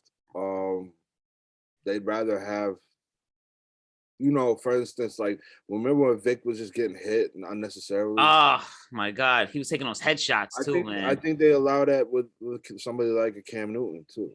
Just taking the shots repeatedly. Because remember, Vic would get up, bobbing and weaving, and they never took him off the field. Remember, they were like, you could see there was definitely something wrong with him. Robert Griffin III. Yeah, well, remember, I seen his knee. I think it's a culmination of Brady. It's the politics. He's played the politics game is one thing. Another thing is he's always had great. He understands the game enough to where he utilizes his tight ends more than wide receivers. Mm-hmm. It opens up the game for him, and his game preparation is bar none. Nobody has a better game preparation besides since Peyton's been gone. There's been nobody that's had the game preparation that Tom Brady has had week in and week out. And the tight end thing is a good point because Tom Brady thrives when there's a good tight end on his team. Or it's a good tight end or a good slot receiver. Yeah, like a Julian Edelman, Wes Welker. Yeah. So I mean, like he's been able, and I think that's why he's been able to be like have the longevity that he's had. That makes sense. Favre was up there in years too, though. Like, he wasn't 40 or anything like that. I don't think, but like, I think maybe 39. He might have hit 40. Might have, yeah. But and he was still impactful. I just think the Saints just ruined him that year. Oh yeah. Like he was like, you know what? I'm gonna retire. And then when you go to the Jets, that takes years off your career too. Playing 1 year with the Jets, you're gonna lose some years of your life there. Yeah, Tom Brady he's got, and I think he's took care of his body. I think that's what it is. But a lot of players, I think a lot of players take care of their body, but like there's some players that it's like LeBron James. He takes great care of his body. He invests in his body. He spends money. Yep. And so, I mean, granted, he's getting older now and it's starting to catch up to him. But I mean, think about it. He's been playing for 16 years. And LeBron's a great example because look at him and Carmelo. And there's 14 years that there was no injuries. Right. And then look at him and Melo. Surgeries, knees, ankles, shoulder. I don't know. Nah, LeBron is a great example too. Yeah, because so Carmelo Anthony's washed 4 years ago, but LeBron who's the same age, is not washed. Like, what makes that person's body? That's what I'm trying to get to the bottom of. I don't think Melo was washed, but he was looked at as washed. I think. Phil Jackson tainted his name. Oh, dirtied his name. What a disaster! I swear to God. He dirtied his He's name. good everywhere else. So he comes to the Knicks and the guy doesn't know what he's doing. I think Melo's focus had kind of shifted. I feel like his wife going through some shit there. Him cheating on his wife, mm-hmm. having kids outside of his marriage, dealing with his wife, dealing with, you know what I'm saying? Like, I mean, that's just got to be hard to manage. Yeah, they're human at the end of the day. Yeah, that's you're what going I'm through saying. some woman problems that's gonna mess up your LeBron, psyche. You see LeBron. LeBron's never. You don't hear nothing crazy about LeBron. He's a no. family. He goes home. He hangs out with his wife. He hangs out with his kids. Bronny. And he's been had an exceptional career. Same thing with Tom Brady. You don't hear him. No. Like nothing. Him and Giselle. You know what I'm saying? They have a great marriage. You know what I'm saying? They got the kids and like.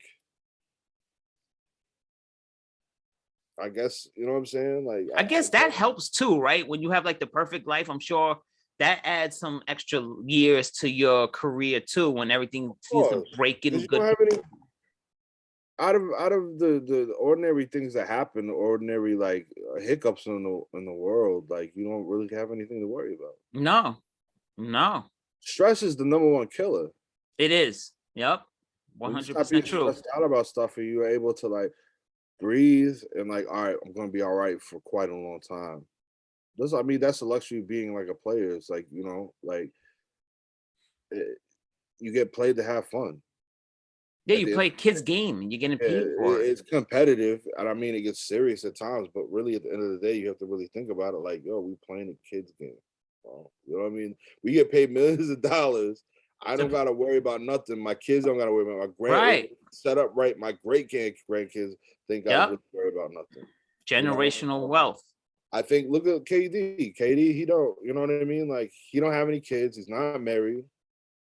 He makes a shit ton of money outside, not just basketball money, but like outside of basketball. Endorsements, he's everywhere.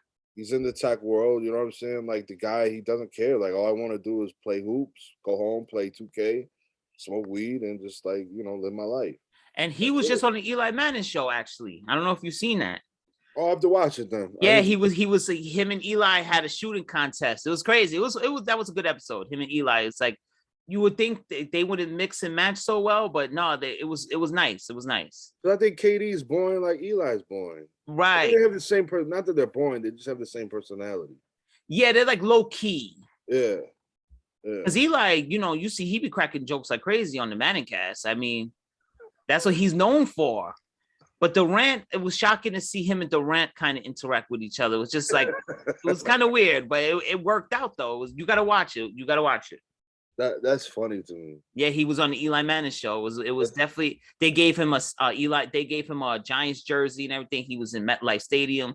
KD made like the whole tour. He was with the Super Bowl trophies and everything. It was cool. It was actually pretty cool. Got to see it. Yeah, for sure, man. The Eli Manning show. Oh, there's other people that said things. Oh, you said. Got to see it. Oh, my bad. But like, yeah, I was just seeing who was on the thing. If there's a lot of people on the chat, but yeah, I mean the KD. That's why I like the Nets, man. We have to reiterate it, but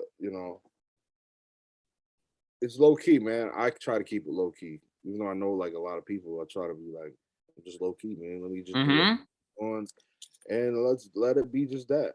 That's the best way to do it, low key. Yeah, man.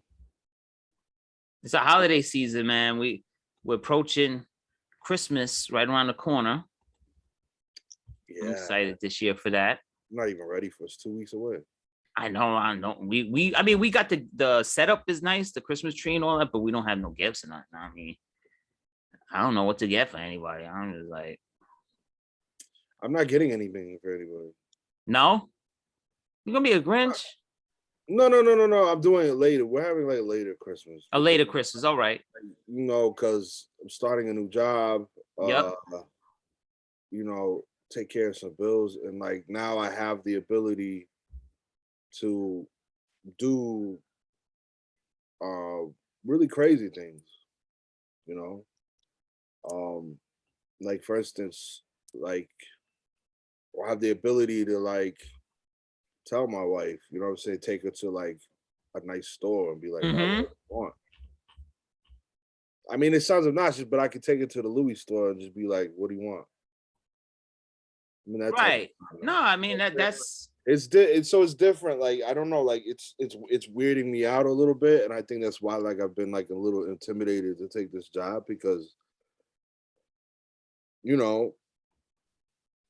I'm moving up a couple of different tax brackets, and like and we're both moving up a couple of different tax brackets because she's making a lot more money than she's ever made, and I've started to make a lot more money. Like we're talking double. You know what I'm saying? Like my peak salary is like it's double now. So and it's only gonna go up from here. So it's pretty intense. So. I'm really blessed, man. Yes, come on. Like, come on. I'm waiting for the other shoe to drop. Like, what's well, you know what it is? I don't know. We both tend to have that mentality where we're waiting for something to just go wrong. And I think that's why we are the way we are sometimes too. Like, I don't think Jared has that where he's waiting for something to go wrong. You understand? I feel like we have that. Like, that's why you see he's like, whatever. And then we're always like like a little stressed out about something. I think because we're just waiting for the other shoe to drop. Yeah, yeah, that's all it really is, man. It's like hood mentality or something. I don't know. I don't know where that comes from. I don't think it's a hood mentality. I think it's just a poor mentality. Right? Yeah. You don't expect, you think things get so bad, you don't really expect things to like go your way sometimes. And sometimes things don't really go your way. It's just crazy to me that like the pandemic happened and everything started going my way. Like everything started going like really well. That's what happened with me too. And Once the pandemic hit. I never had the want for nothing or need Nope. for nothing. That's been crazy to me. Where I see a lot of other people. Well, you go out on these streets, man. You see there's a lot more homeless people than there was. I almost feel like a warmonger or something. Like I feel like we benefited from the pandemic and other people are not. It's like a warmonger type thing. It's like war dogs or some shit. I mean, I think what's the best way I could describe it? Because I had fears and things too, just things that are my favorite. But it's like like as far as like you had your job this entire time.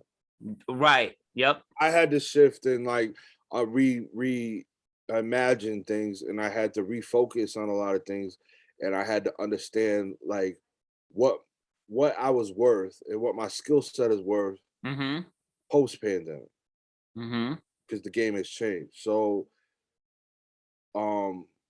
piece of the guy from the Bloomberg building that was able to like, he wanted me to work for them. But it definitely gave me like some type of stability, like because what I thought I was worth is way less than what I am actually worth as far as like work and right like, skill set and all that being into play.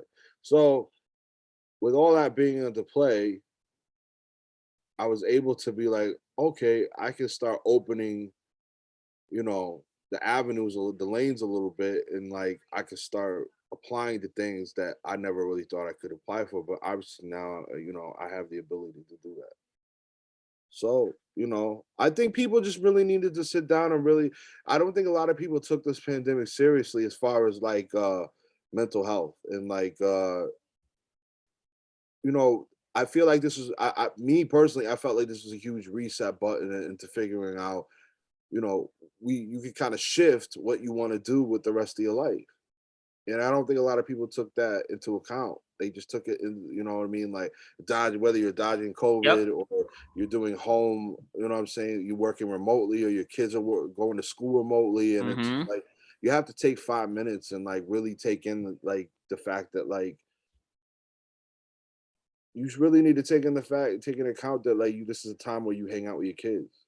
You hang out with the people that you love, that appreciate, and you hit the reset button and you're able to reconfigure what you want to do moving forward. Because the landscape has changed.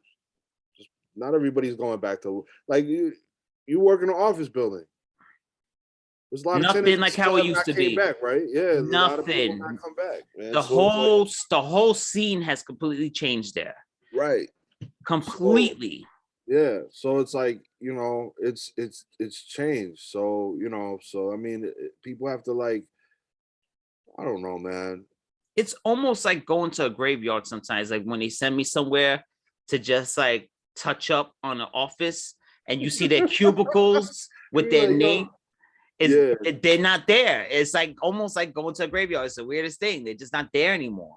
But their names are still there. Their cubicles are still there. You know what? I was in one office the other day. It was kind of spooky. It gave me like 9/11 vibes.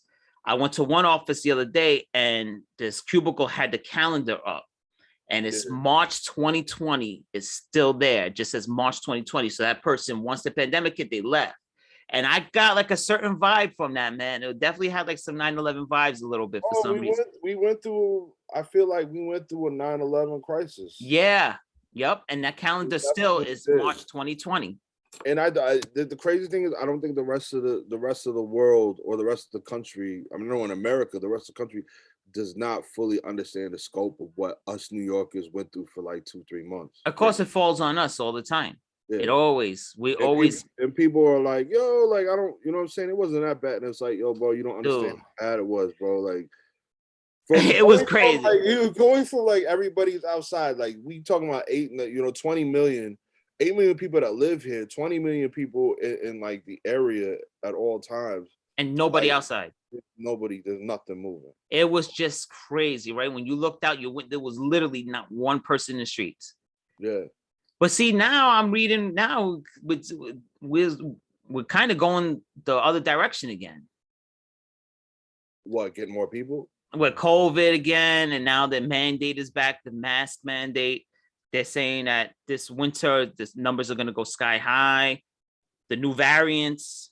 So I don't know. I mean, now they're saying the boost, you're going to need a booster for sure. And that might not help. I don't know. We're in, I don't know, man. I don't know. I just got to go wake up every day and just do what we got to do. And just got to take it day by day. That's it. That's all we could do. I mean, I think we're more shell shocked than anything. So we're just gonna jump back in, like, we're always gonna revert to like being overly protective about everything instead of just like, because there's still a lot of stuff we don't know. You know and what I mean? Still people dying right now of that shit. Yeah, So I mean, I don't know. I think we'll be fine. I lost 2 coworkers since the pandemic. I mean, people are still dropping dead, but we don't really talk about it as much anymore. But people are still sick and dying. And I know Lisa was a little because Michigan's in a bad space right now. She was a little aggravated where she was saying like, she didn't know if she wanted to visit or anything because like people aren't because that's the thing. People don't take, like I said, people outside of like New York or like LA or something like that really dealt with this. Like they don't take this shit seriously. They just don't.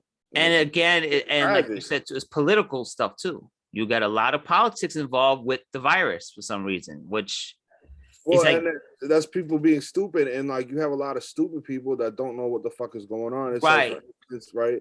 I for example, I mean, like you have somebody that has a child that's sick, and she's just like, well, I still got to do what I got to do, and you taking your child that's sick out, and they're infecting other fucking people with that shit. You know what the fuck is going on? You go. It's crazy that you have to remind people to wear a mask on the train. Like, it's just sick right now. It's a political time. No, and it shouldn't be. It's real lifetime. It's real lifetime.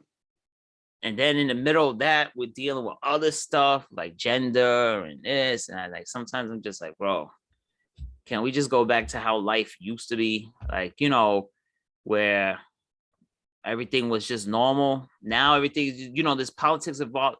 There's just politics involved in everything. Sports, teams are changing their names. It's like there's just cancel culture all over the place. Everything's just completely different than how it used to be. Right? Like it's insane. But it's been a great. You know what it is? It's not even the world. It's just us, man. You think so? It's America. Yeah, because I feel like we're the ones that's all fucked up. Yeah, right? It's a lot to do with it. You have other countries that like you got people that try to buck this shit, but they really can't.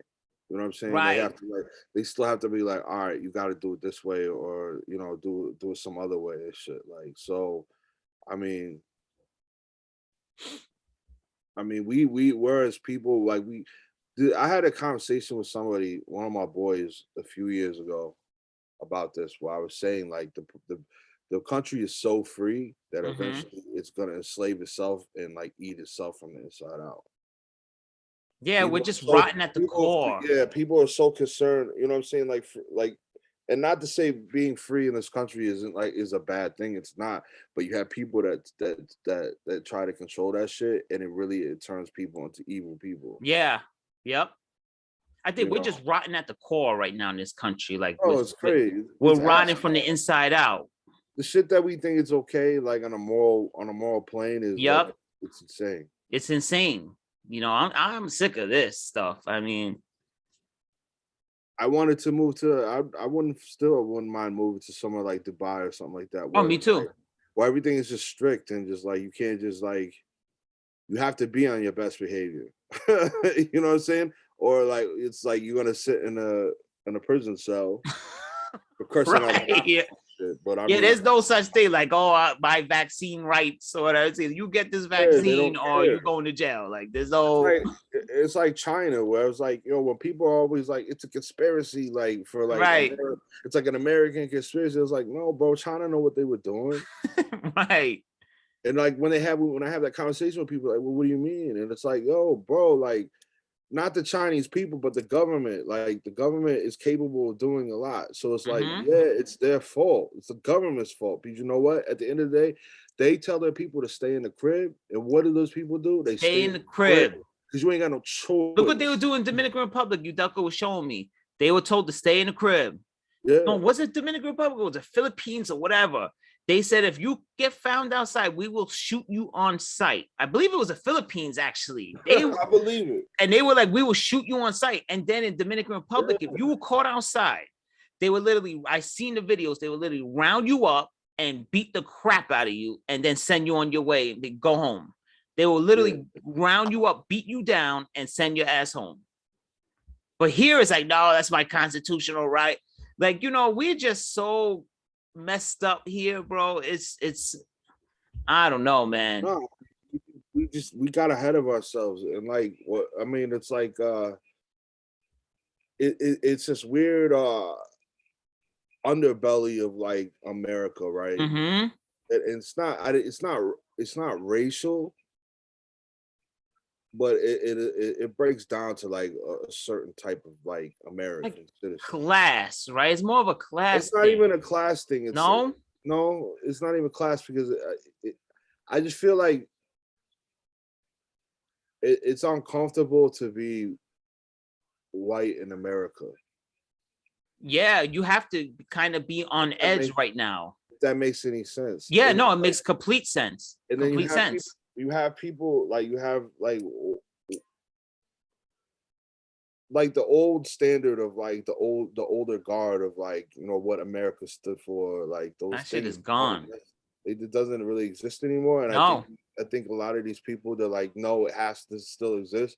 And it's like, bro, the future is now. That's true. Whatever you thought was in, you know what I mean? Like, and I'm not saying you have to conform, but like you have to understand certain things. It's like, if you don't get with the program right now, you're getting left behind. Those people, those three guys that, I mean, the Ahmaud Arbery thing, Mm-hmm. they thought that was okay. They really in their Which mind, was like insane. I mean, bro. But that's their way, I guess, how they felt it was fine. They think that's okay to chase down someone just jogging. Yeah. Like, yo, you're going for a jog, it's like they act like that shit was. Remember what was that movie? With Ice-T, where they're like, oh, we're gonna go hunting, and then he's the one they're hunting instead. They're like, listen, remember Rock, the black dude from the show Rock or whatever. Remember that he's like a homeless dude, and he played in Rudy too, right? Yeah. And Ice-T's like homeless, and he pulls up. He's like, yeah, and listen, we're gonna get you cleaned up. He takes him into the house. He like washes him. He gets a haircut. And he's like, listen, man, you're going to meet my friends. We're going to go hunting this weekend. And when they got out to the woods, he was like, we're really hunting your ass. And then he takes off, and the whole movie, they're hunting him down. That shit is like that. I'm have to look that up. I never heard that. You have to, oh my God. I forget the name of that movie. Let me see. You have to see that movie. Ice-T. You have to see that shit. Surviving the Game from 1994. Oh, wow. They hunted his ass down the whole movie. I'm gonna check it out. You have to see that shit. It's crazy. They take him in. Everything's all cool. Yeah. When Mason, homeless and living on the streets of Seattle, hears about a job hunting guide for a group of wealthy clients, he gladly signs on and is taken to a cabin in the middle of the Pacific Northwest forest. There he meets psychiatrist Doc Hawkins, oil baron John Griffin, and Wall Street investor Derek Wolfe. The next morning, however, Mason is awakened to learn he's the prey and the men will be hunting. Yeah. That's the description of the movie. What does this person say? Caitlin and Kayla Young, they said come to the Midwest. Oh, he said that? Absolutely not. Where he say that?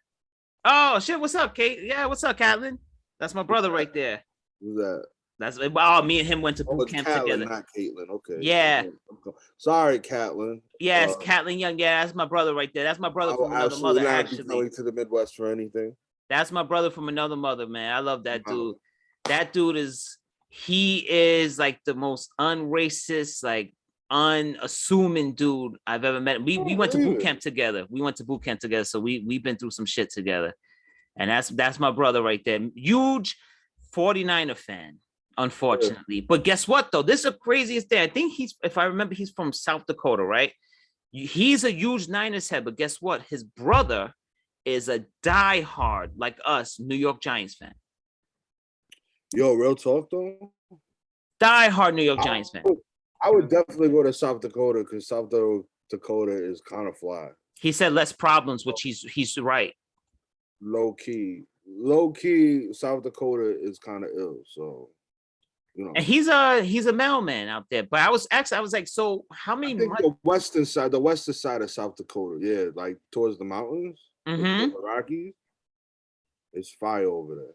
But like we talking like Minnesota and like Wisconsin. Minnesota's wild though. Nah, I'm not going there, bro. Nah, Minnesota right now is wild. I don't even look at South Dakota as Midwest. I look at it as more West than anything. Yeah, that's West to me. Well, he's a mailman. I was asking him, I said, you must deliver no mail because there's like 40 people in his town. But he said it's all online orders, though. He was like that. He's swamped with packages and all that stuff. Yeah. So, yeah. But that's my brother, man. I'm happy he's watching. Catlin, there's less problems here in New York, I feel like, real talk, as far as like politically driven ideologies. You think we have less issues here than they have in the Dakotas? Not the Dakotas, but like the rest of the country by far. You think so? I think we're all messed up right now, too. Oh, man. No, New York? No. Because you know why? Because we have a strong Republicans, right, that run the city out and run the businesses. And then now you have like AOC in them.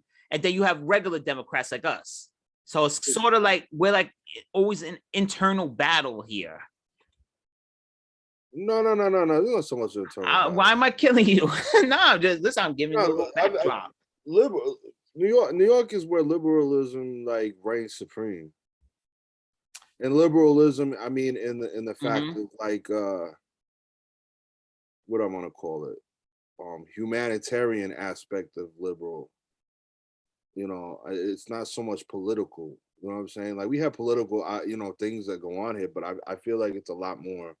You know what I mean? We're dealing more on a human level, and we have to worry about each other on a human level. And we have these tragedies that happen here that make us focus on each other and stop focusing on like, Of course, you have people here that make more money than the next right. man. We got the 1%. We have the majority of the 1% that lives here. Like. We get that in like classism and all that stuff. Right. We really do at the end of the day. We really do kind of look out for each other. Well, you don't think that his lifestyle is he don't live a lot more simpler and stuff than we do on a day-to-day basis? I'm not saying that he doesn't. What I'm saying is they you know what I mean? It's different when it's like it's okay for him because that's where he's from. It's where he grew up, we live. So you couldn't be out in Dakotas, you don't think? I'm not saying that like where he's at, but there's other places that like we not really welcome like that. You know what? That's a good point. Because I don't know if we went into his town. Because when it's like the Obama effect, right? Mm-hmm.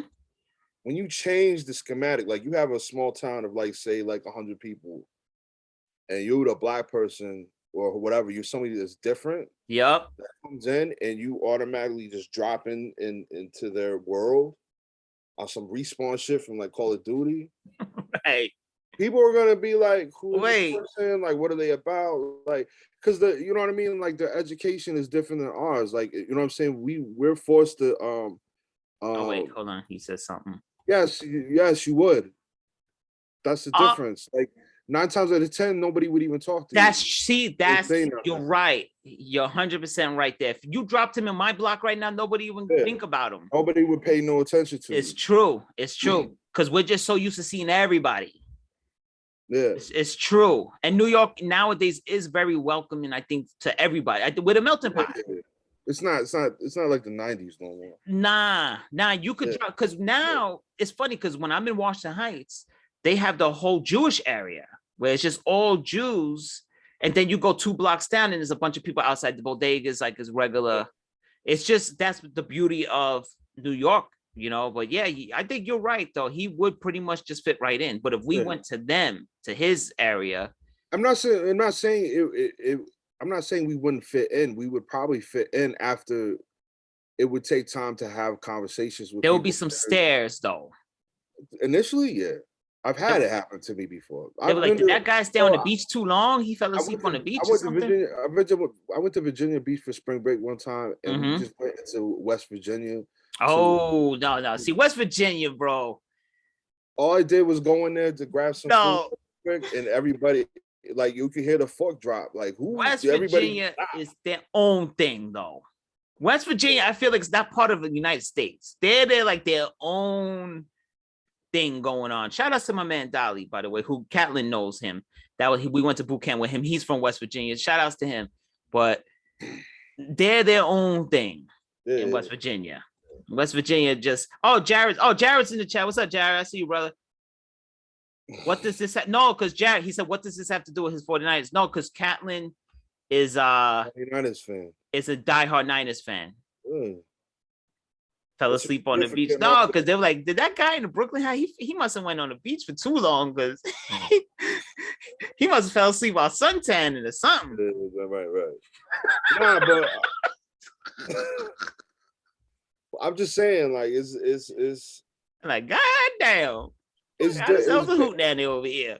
I mean, it's just how you carry yourself. Because, like, for instance, right, you might get a different reception than me, because, like, from what I understand, me personally, I feel like a lot of people look at me on the exterior level and they assume until we talk, and then they realize, like, I've heard people say, like, yo, you come off as like a dickhead or an asshole, and it's like, once you start talking, like, you actually like a really cool person. It's like, well, yeah, all you got to do is have a conversation with me. But, like, I come from a world where it's like, I have to look like you can't mess with me, so you just don't mess with me. You know what I'm saying? Like, you know, I'm on guard all the time. So it's like, you know, I've had situations happen to me, whether it be with my own people or like people that aren't. I've had situations. So of course I'm gonna be like, scope out the land a little bit and make you, not try to make you feel uncomfortable, but like let you know, like, I'm not gonna play around with you. But if we want to be friends and talk and like and have extensive, intelligent conversations with each other, I'm all for it. Look at our man. Now that's our man. Now look, our man Carrie. He said he was so intimidated by you, and then when we sat and bullshitted with him, that he loves you. I mean, he said he was intimidated by me. Yeah. Why is that? Because he did. Well, I think he was intimidated by the both of us, actually, because he didn't know how we mixed with his lifestyle. But you see, everything was up and up with us, and you see, like, we was good with him, and he appreciates that. That's his type of stuff. That check your email after the show. Yeah, I'll definitely, thanks, Jared. I'm gonna definitely do that. I'm gonna check the thumbnail. Yeah, I mean, because I don't judge anybody else in their life. You know what I'm saying? No, we don't. That takes too much energy. You know what I'm saying? Like, where it's like, I feel like other people, they take their time out of the day. I feel like if it's not what they feel comfortable with, they got a problem with it, and they make a problem with it. And being like from here, we're exposed to everything. Your boy in the chat, right? Like, he could be one of the, like, yo, bro, he could be one of the nicest people in the world and be welcoming. Which he is. But like, at the same time, somebody else that looks like him could probably potentially ruin that for him. Right. Yep. It's the same concept. It's the same concept for us. It's like, I could, you know, and it is the same concept for us. We could be out here just like minding our business, be the nicest person in the world. We give you the shirt off our back. We would give you a place to stay if you needed it or whatever. But there's somebody else exactly like us that ruined that for us. So now we looked at as crazy and everything. You know what I'm saying? It's like, yo, people have to stop like looking at each other like crazy. It was just like, yo, like, oh, hey, how you doing, man? Like, you know, what's going on? You know what I'm saying? Like, we need to start having those type of like pleasantries with people and stop, like, you know what I mean? Stop having like this assuming like role with people. I think that's the problem. That's why I appreciate your man, like your man saying like, yo, you would be welcome here. Yo, that's fantastic. And I he would said, you love. speak the truth. He said, Ron speaks truth. No, I'm Oh, telling you, Catlin is the nicest. I'm talking about yeah. just the most unassuming dude ever. Look, that was my best friend in the army, was him. Right. And I'm coming from the projects in Queens. He's coming from South Dakota. And that was my best friend. Me and him were like, and that we weren't even battle buddies, but he would come over to my bunk all the time. I would be at his bunk all the time. And he would Yeah. ask me about 9/11 in New York, how it was. And I would ask him about the wilderness and where he's from. My best friend in boot camp in the army in general was him. And we were sort of like the odd couple in a way, but that dude is the most unassuming, nicest guy I've ever personally met in my entire life. And he's Yeah. into God and stuff too. He does like preaching and stuff. He's just all around, just an excellent dude. You cannot meet a nicer guy than him. Respect, man. Nicest guy ever. You know, it's He good. is like super. It's good that he dropped in and said something. It's really cool because, like, I mean, You helped me get through more, to be honest, because he's saying I'm helping him. Helped him get through boot camp, but he helped me more. To be honest, dope. like that dude, I'm telling you, he was there from the start. And because you get like those country dudes or whatever. I wasn't mixing and matching so much with them, but with him, we was good right from the start. You get some of them that are very friendly, man. That are very like, they don't care about none of the extra stuff. They just like they're intrigued by you. You're intrigued by them. I'm trying to think. I know I have friends that are like that are completely different than who I am or what I come from or what I'm saying, what I'm about, and like, you know what I mean, completely polar opposites. I do have friends like that where it's just like they live where they live, I live where I live, but like, you know what I'm saying, there'll always be like a deep connection with them, Right. And it wasn't even supposed to be like that. Nothing to do with that. It's like my boy, right? I got a boy from Michigan. I remember I was because my grandparents used to live in northern Michigan. Mm-hmm. I stayed up there for quite a while as well. And you know what I mean, all through life, you know what I'm saying, like summertimes, and like I lived up there for a while too. But like there was a kid, and I remember, you know what I'm saying, like his father was a pastor or whatever, and I was over at the house. We would ride bikes, and then I remember this car rolled up, and it was crazy because I didn't even think about it. I was like, you know what I mean? I was still young relatively. I don't even remember how old it was. I just remember the dude, he rolled his window down and he was just like, we were all riding our bikes, and he was like, yo, you lost?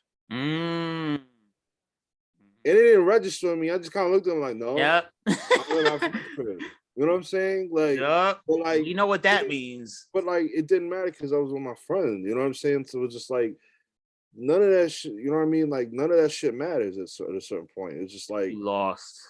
We know what that means right off the top. Right. Time for us to I do, but like, you know what I'm saying? Like at the time, it was just like, no, I'm not lost. I know where I'm going. Are you lost? You know what I'm saying? Like, but I mean, I think that's like the dealing with the all, with the world that we're not naturally in all the time. It's just like you don't know who you're gonna deal with, and like, you know what I'm saying? Like you're always like, you know what I mean? You're always wondering. And that's the tragic part. It's a tragedy. It's not a good thing. Nobody wants to feel that way. It's just like, you don't like you want to be friends with people, but it's like, what are you going to deal with? Like, did you see this not even a racial component. What about the kid in Texas? You see that? The football player? He got beat up by his teammates. No. I didn't see that. They put him in a hospital. Like, he was on a ventilator for like 3 days. They beat him up over a girl.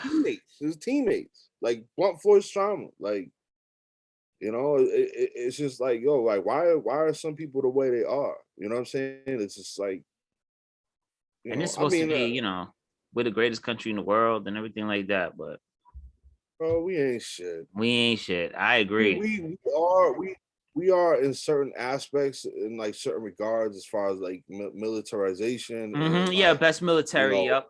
Economy, and there's things that we are like the best at, but like as far as like, as far as our moral fabric in this country, it's horrible. I used to be so pro America too, man. That's the craziest thing. I used to argue all the time about how great we were. Not anymore. I'll tell you that right now. We are a disaster.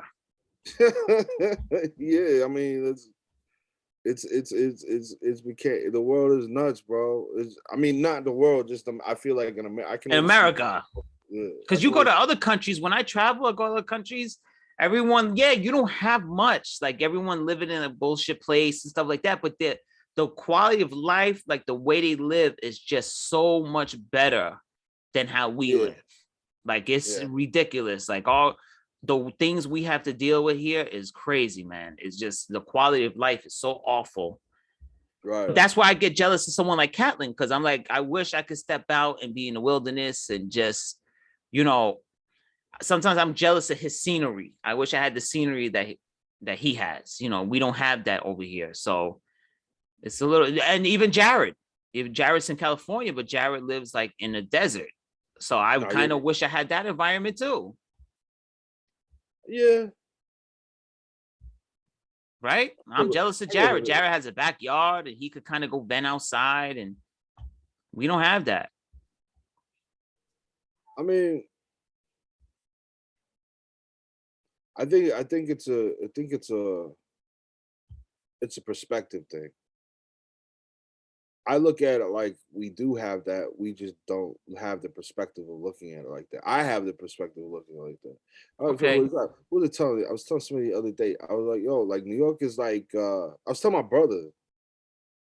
I was like, New York is like, we were having the conversation, whatever. And I was like, New York is like the place where like you walk around and it's like, the people, there's a lot of people, but the people is like, it's just like a tall grass in the field in a way.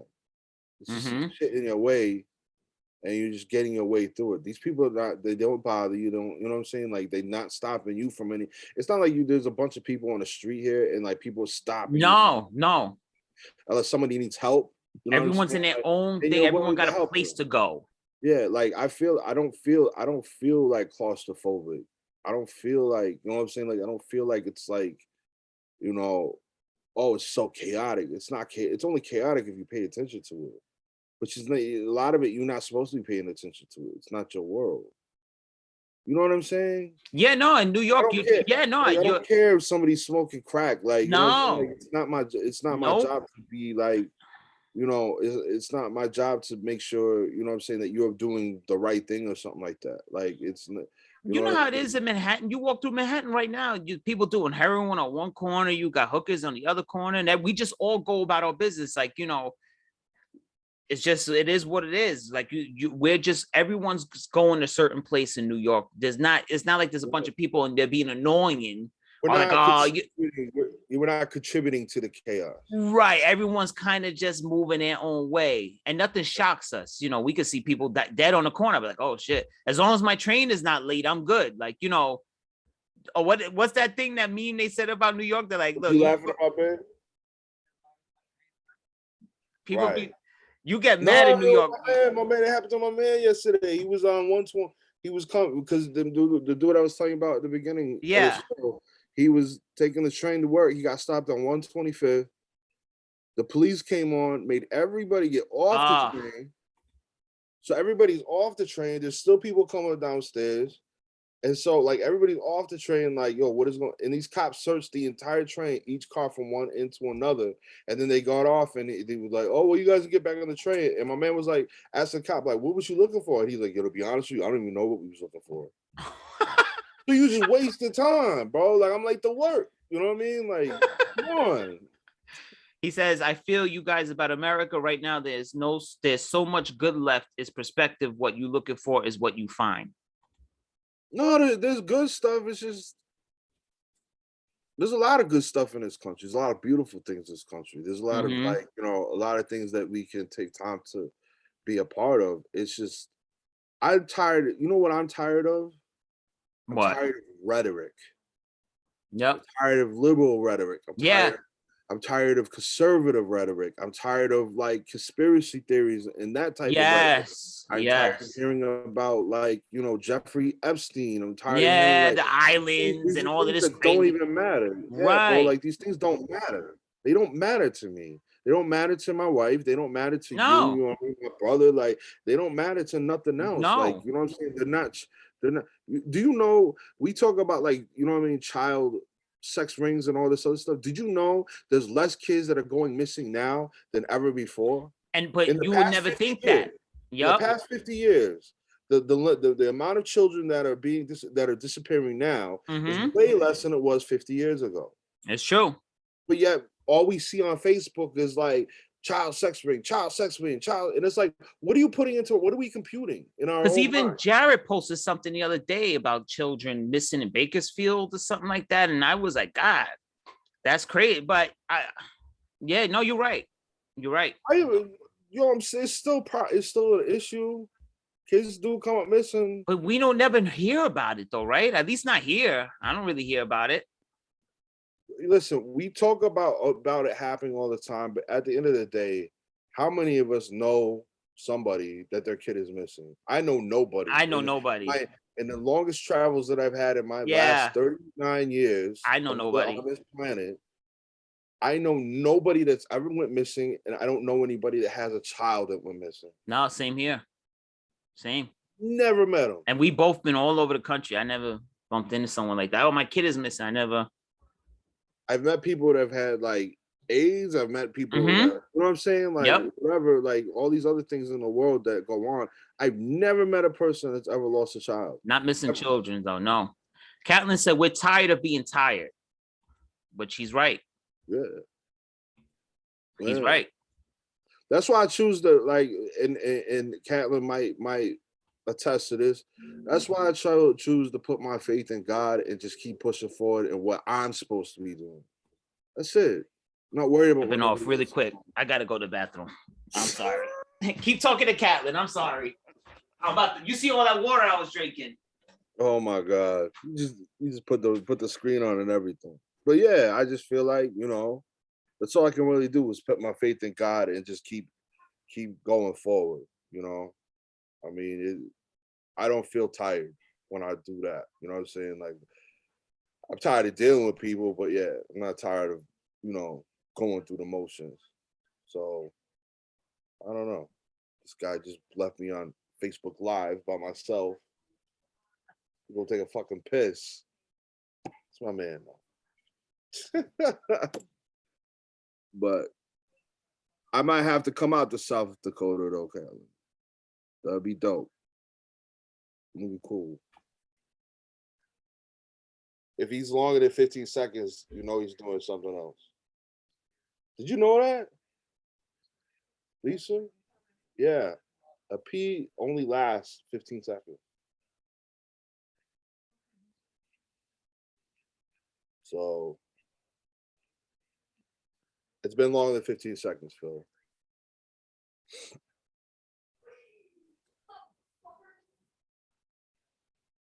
Who was that?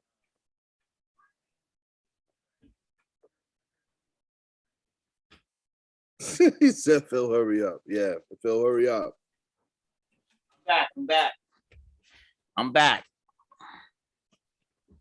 You all right in there? Oh my God. What a relief, bro. Like I'm drinking massive amounts of water on this show. Every time I'm on the show, I gotta take a huge piss. Woo. But so what happened? What I miss? None. What I miss? None. Nothing? No controversy, no nothing? Shit. I'm not in a controversy. There you go. G-Men in the house. Yeah. Yep. Big Blue, baby. Yeah, what am I gonna be in controversy with myself? I don't know. I thought maybe in the time I walked off, you and Catelyn had some shit. But yeah, no, we good. Nah, you and him are vibing. I'm fucking around. I don't know him like that. But he's a great dude, and you agree. No, I'm sure. Yeah, he seems like it. So yeah, nah. We all good here. I'm fucking around, trying to cause some shit. You know who I have controversy with and who I don't got controversy with. Man. I know you're always upset with me and Jared for most of the time. No. I just get aggy with certain things. You get aggravated with us. We know that. He's like, yo, we gonna have a show in the middle of the week at midnight. Like, bro, like I work a job, bro. I don't have time to be up at midnight doing a show. We work. We on the show. Bro, you get out at midnight. I don't. I'm out at midnight. Yes, I am. I'm out at 2 p.m., 2:33, 3 o'clock, 3 p.m. every day. Yeah, but that you can still make time for the show. I'm sleeping, bro. Wake up for an hour or whatever, say what you gotta say, and then go back to sleep. Yo, I'll be out here eating a midnight snack, give you a peace sign. Like, I'm out. Lisa, like, you better get your ass off that shit. Come back to sleep. No, if Yudelka was home, I wouldn't be doing that shit either. I only doing whenever she's at work, I'll jump on. But if she's home, I don't do it. Gotta be a ride or die. No, bro. Hell no. I'm not getting up at midnight, man. Yeah, there you go, Kathleen. You see, that's that Midwest mentality, ride or die. No. Listen, because you know what? Jared expects us to do this shit at midnight when it's 9 o'clock his fucking time. Not at 9 o'clock our time. Right. That is a good point. I work regular hours at a job. I get up at 3 o'clock. I get up at 4 o'clock in the morning. Mm-hmm. I'm on the train by 5 o'clock in the morning. I'm going to work and the clock punch in by 6 o'clock. That is a good point. See, Jared, I think sometimes he does forget the 3-hour difference. Yeah. And it's a big deal, especially when you're dealing with nighttime stuff. It's a big deal. So, like, I'm basically waking up at his midnight. Pretty much. I'm starting to wake up at his midnight. Right. Midnight his time, I'm getting up to go to work. Look at it like that, yeah, that puts it into perspective. Yeah, for sure. Because if you're waking up, is like, yeah, so he forgets the 3-hour time difference there. Said them Niners fans are selfish. They are. Maybe not you, Callum, but that Jared is one. Yeah, they're divas, man. I'm happy Catlin brought that up because Jared could be a little bit of a diva. He does. He throws his hair back and like, we had Steve Young and Joe Montana. Right. He's like, we went straight from Joe Montana to Steve Young. He's like, now we got Jimmy G, but from Jerry Rice to Terrell Owens, like. And you guys still won more Super Bowls than us. So he's like, it is what, yeah, Jared's a diva. Let's put it like that. But we love him, though. We love him even though he's a diva. Oh, yeah, that's my guy. He said, wow. Jared's just a diva, He got the perfect mustache. He lines everything up perfect. Man. Just right when I two back in. He's like, wow. Yeah. Oh, there he goes. What's up, Jared? We was talking beautiful stuff about you, bro. We love you, man. You're a great man. Yeah, Jared's a great dude. This show, he's the heartbeat of the show. Let's be honest. No. He's what? Not. That mustache is the heartbeat. Yeah. We got to get something just for the stash. Like you said, it should have its own camera, its own feed. Yeah, bro. Tom Selleck vibes over here, bro. 3 Men and a Baby. And you know what? We're going to take the grunt of it because Jared's always saying we got something against him being from California or whatever. But it was his own Niner fan that did it. It wasn't us. Yeah. It was a Niner fan. Yeah. This is what a Niner fan said. Niner fans are selfish, which is true, though. We see it firsthand because we're dealing with a Niner fan on the show. So, and Dodger fans, too. They're the worst. But, Patriot fans. Sorry, Todd. I love you, but. Nah, I can't go that route, man. I love Todd and I love the Patriots fans. No, because you know why? We don't feel as bad because we took 2 away from them. Yeah, you're right. That's probably what it is. Yeah. And Bill Belichick, don't forget, though, the Patriots had all the giant coaches, though. They brought Belichick, Romeo Crennel, Charlie Weiss. All the Giants coaches went out there. Bill Parcells, Belichick. So, it's like an extension of the Giants in New England. Yeah. So it's like, that's the thing. We're family. You can't hate them that much. Yeah. We're family. People that absolutely hate the Patriots. Which I never understood that. My dad always says the same thing. He goes, I don't understand how a Giant fan can hate the Patriots. I don't get it. Yeah, I don't hate them. Because there was a lot of Giant fans rooting for the Eagles in that Super Bowl. I'm like, how is that even like, I don't know. I don't get it. Like, how the fuck are you going to root for the Eagles, dude? First of all, nothing against Philly. Yeah, Eli is better than Peyton. It's true. That's true. That's crazy talk. Nah, Eli's a GOAT, dude. But not better than Peyton. Though. Okay, look, I forget who brought it up. It was one of those quarterback coaches, someone. If you look at it, though, if you put Eli on the Colts, you don't think Eli's a better quarterback? No. I don't know about that, man. And it's No. not because I love Eli, he's my favorite player.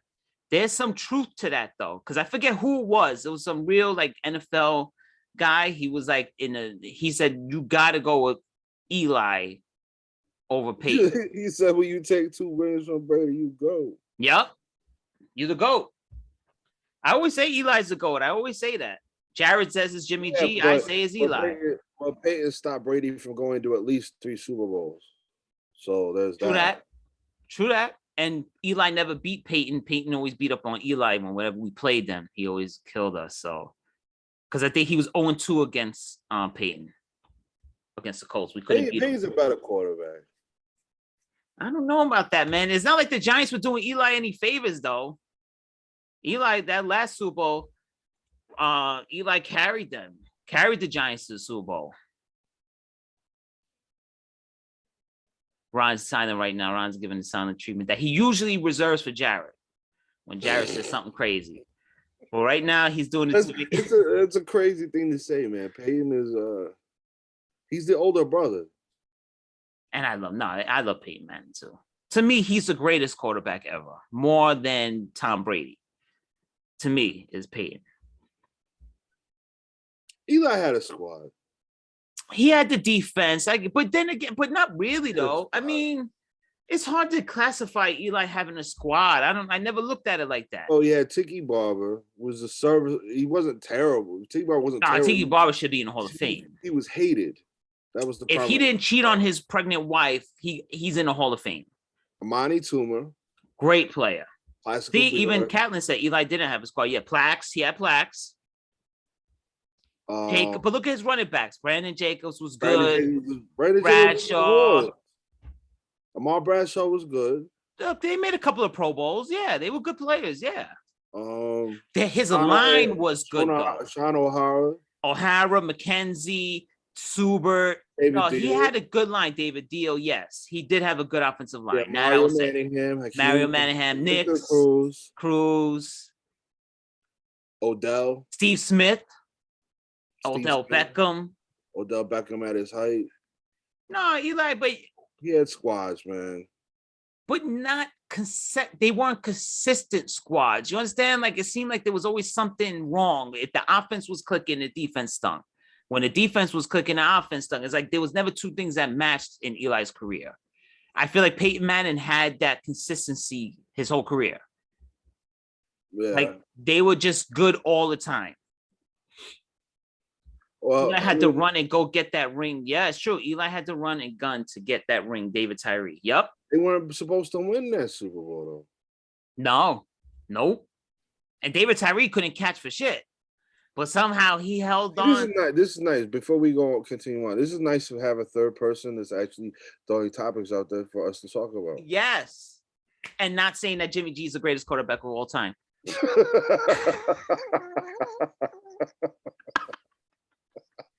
Jared, you know I'm messing with you, man. You already know.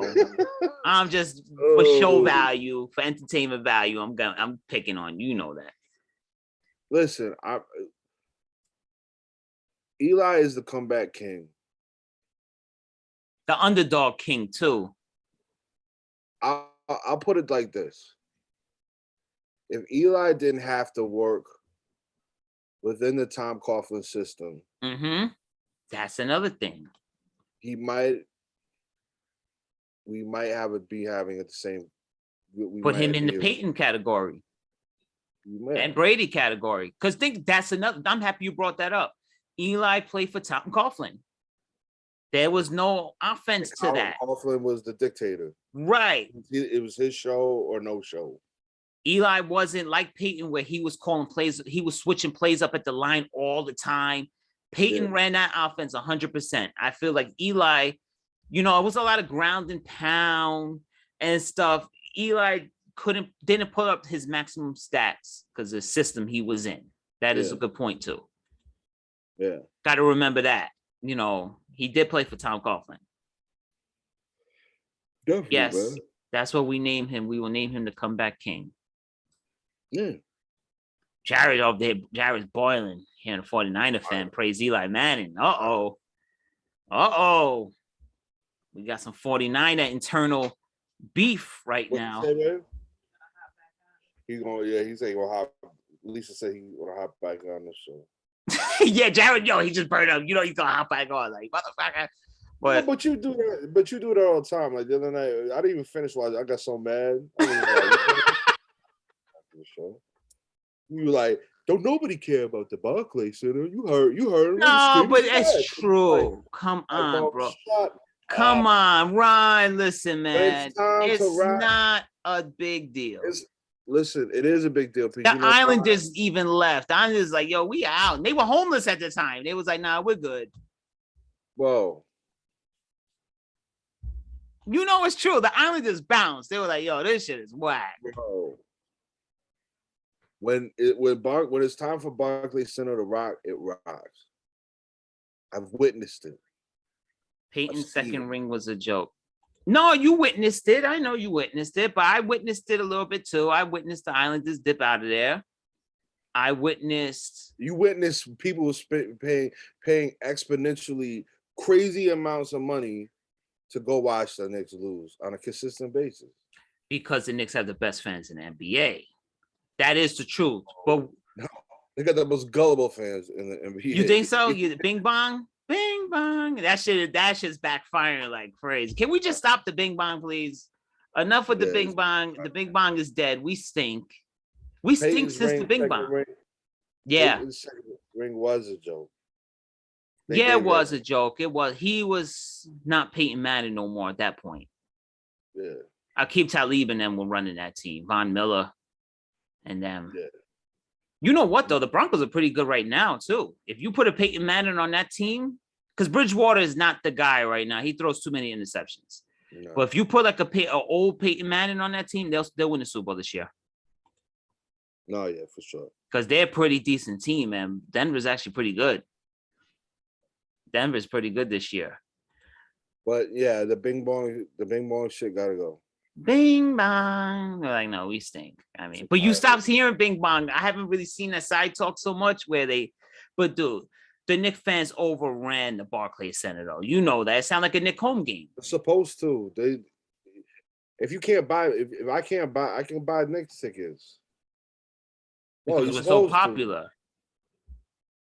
Huh? Because we're so popular. No.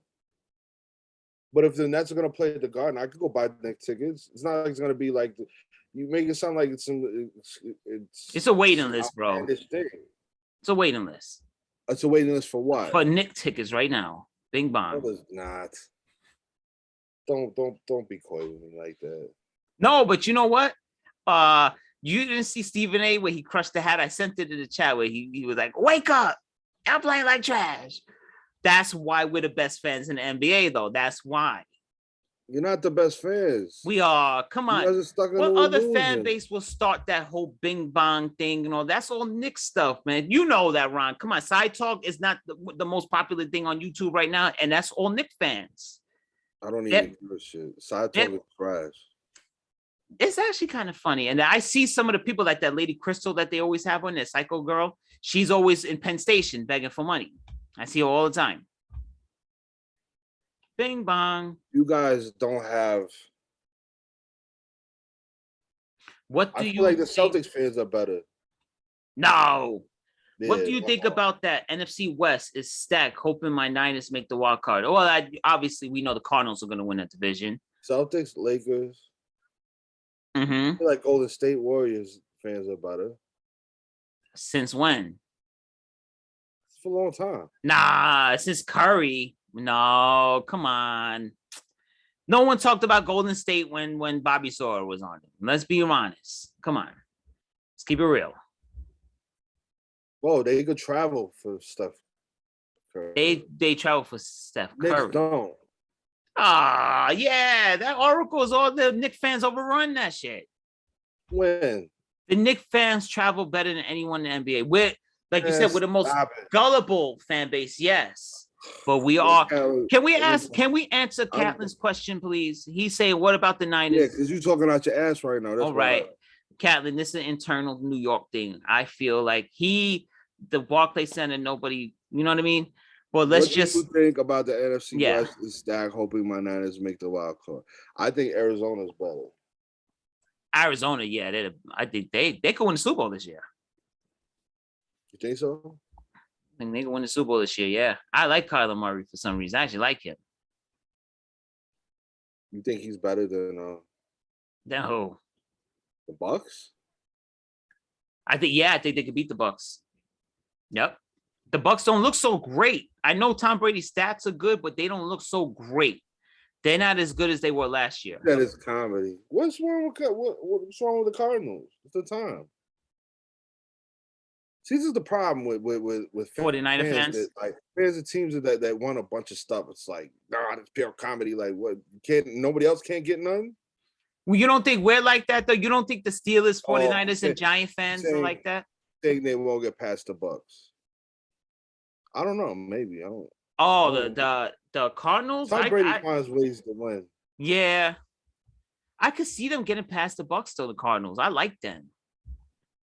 It sucks for them that J.J. Watt got hurt again, because I feel like he would have made a big difference for them on their line. What's Seattle's record? Think they're like 5-7. Oh, then never mind. Forget it. But matter of fact, speaking about the NFC West, you see all the trade rumors, all the big rumors that Russell Wilson wants to play for the Giants. And I'm like, why though? I know your wife. Yeah, Seattle's 4-8, same record as us, 4-8. That's a giant wet dream. But I think it's his dream, though. That's the thing, because they're saying it's coming from the sources saying it's coming from him, that he wants to play for the Giants because Ciara wants to live in New York. Yeah. So I don't know. I don't know how to think about it. I don't think I want to trade all the draft picks for him, because I don't think we're a quarterback away. I think we need to work on some stuff still. He said he was laughing about the New York back and forth banter between me and you. Well, because there's more to it. He's a deflector in a way, like he was a diehard Knicks fan forever. And then the politics. I'm a defector, not a deflector. I'm a defector. Right. I defected North Korea to go over to South Korea, enjoy myself. Well, I was going to support you right now. Communist iron fist. I was going to support you right now. That's what I was going to say. Because there's always a lot of politics behind the Knicks, and they had a bad culture for a long time. And Ron they still have a bad culture. No, culture's shifted now. The culture's not shifted. Why? There's no reason why Kemba Walker should be out of. He has to be coming off the bench, though. He has to. There's no reason why he should not be playing. I agree. It's funny, down the stretch last year, he averaged 28.1, 4.5, and 5.6. Mm-hmm. But now he's out. Check this out. We're 10-7 with him, 2-6 without him. So maybe that was a bad move. Maybe it's because Julius Randle can't go right. You know what? I love my man Jules, but I don't know about that contract they just gave him. I'll tell you that. How much was it? 3 years, 100 and something mil. What? Say that again? 3 years, $175 million or something. I'm a realist. I don't ride on what the 49ers did in the past. What we're doing right now is where my hope is at. Trey Young. I mean, you got Trey Lance, not Trey Young. You still have Trey Lance. That's another thing to look forward to with the 49ers. You got Trey Lance in the backdrop, because it's not Jimmy G. He's not the guy. But you have Trey Lance in the backdrop. I mean, you do have something to look forward to. Your defense, you got one of the Bosa brothers on your line, right? I know he's always hurt, but you still got him. There's positives to look forward to. You got supposedly Kyle Shanahan, the best offensive mind in the game. So I'd rather be a 49er fan right now, I think, than a Giants fan. Yo, you realize we've been on this thing for 3 hours almost?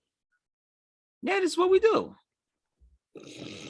But you know what, though? We never had, this is the first time we had, someone with us throwing stuff out there that we're kind of piggybacking off. And it's weird that he's a 49er fan, but seems to be more on the Giants side of stuff. Jared right now is just itching to just jump on here. Remember, he got mad at me. Wait, Jimmy G's not the guy. What do you say? He was like, He's like, you talking crap over there about Jimmy G? It's Jimmy G. And so I was like, he's like, you beat the Eagles one time and you think your team is the best team ever just because you beat the Eagles or something. I was like, no, I was feeling myself that game because we never beat the Eagles. I was feeling myself a little bit.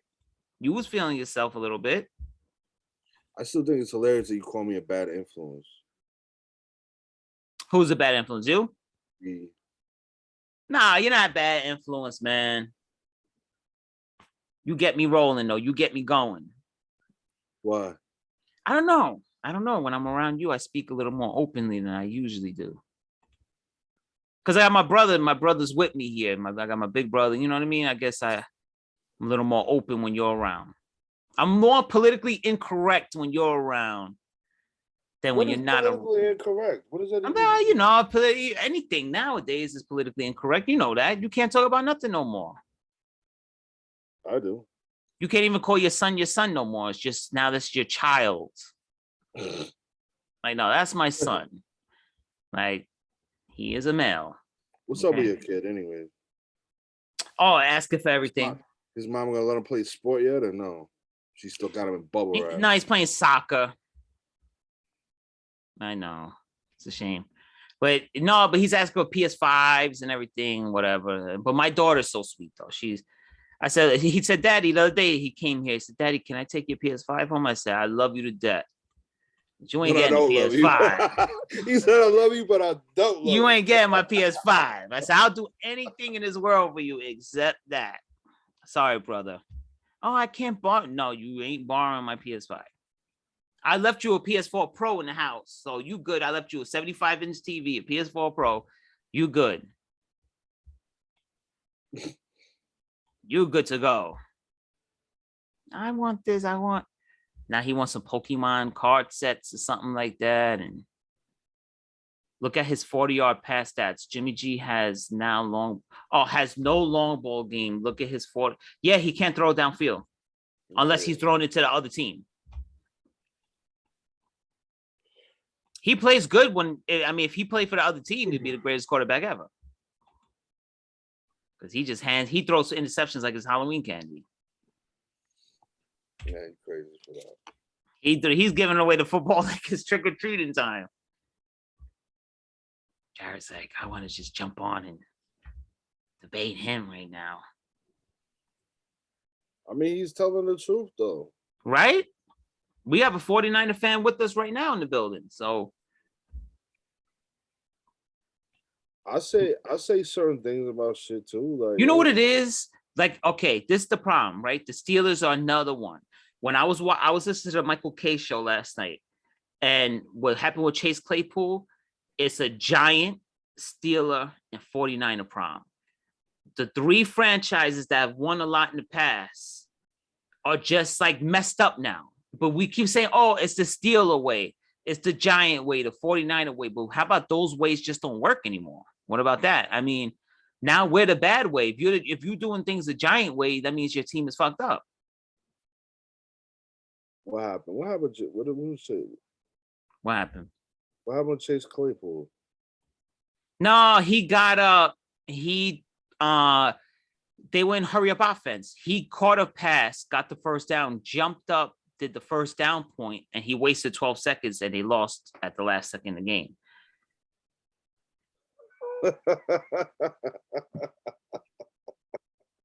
So he's up there like first down. Meanwhile, they're like, hurry up. And then after the game, he was blaming the ref that the ref didn't take the ball, and then the ref accidentally knocked the ball out of his hands.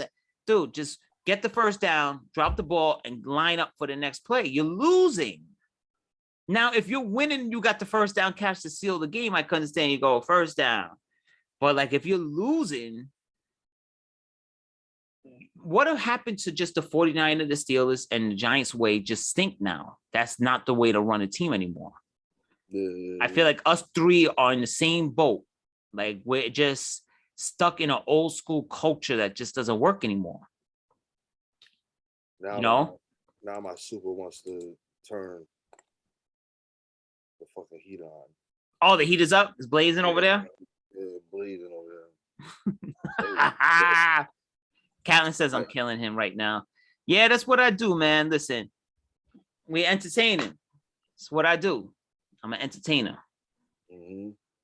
But I call it how it is, No, too. you know what's crazy? My super Mm-hmm. will let us freeze in here. Yup. Now it's 60 degrees today, and now Same you want here. to turn shit on. Same here. Same Am here. I right, Lisa? It's the same thing here, brother. Same thing. It could be in the summertime. I'm like, you hear the pipes like, so like, wait a second. But when it's a snowstorm out here, it's mad cold in the room. It's cricket. The cricket. I don't know if they have that automatically or something, or something's wrong with the whole heating system here. Because this time, you know what? The other day, me and Udelka actually had the AC on in here, and it was cold outside, but we actually had the AC on. It wasn't even cold outside; it was like warm, but the heat was full blast, and we had the AC on. It was so hot in here. I gotta get a new AC unit. Yeah, sometimes it gets the heat is up so much you have to put the AC on. You have to, right? That shit is ridiculous. But then in a snowstorm, no.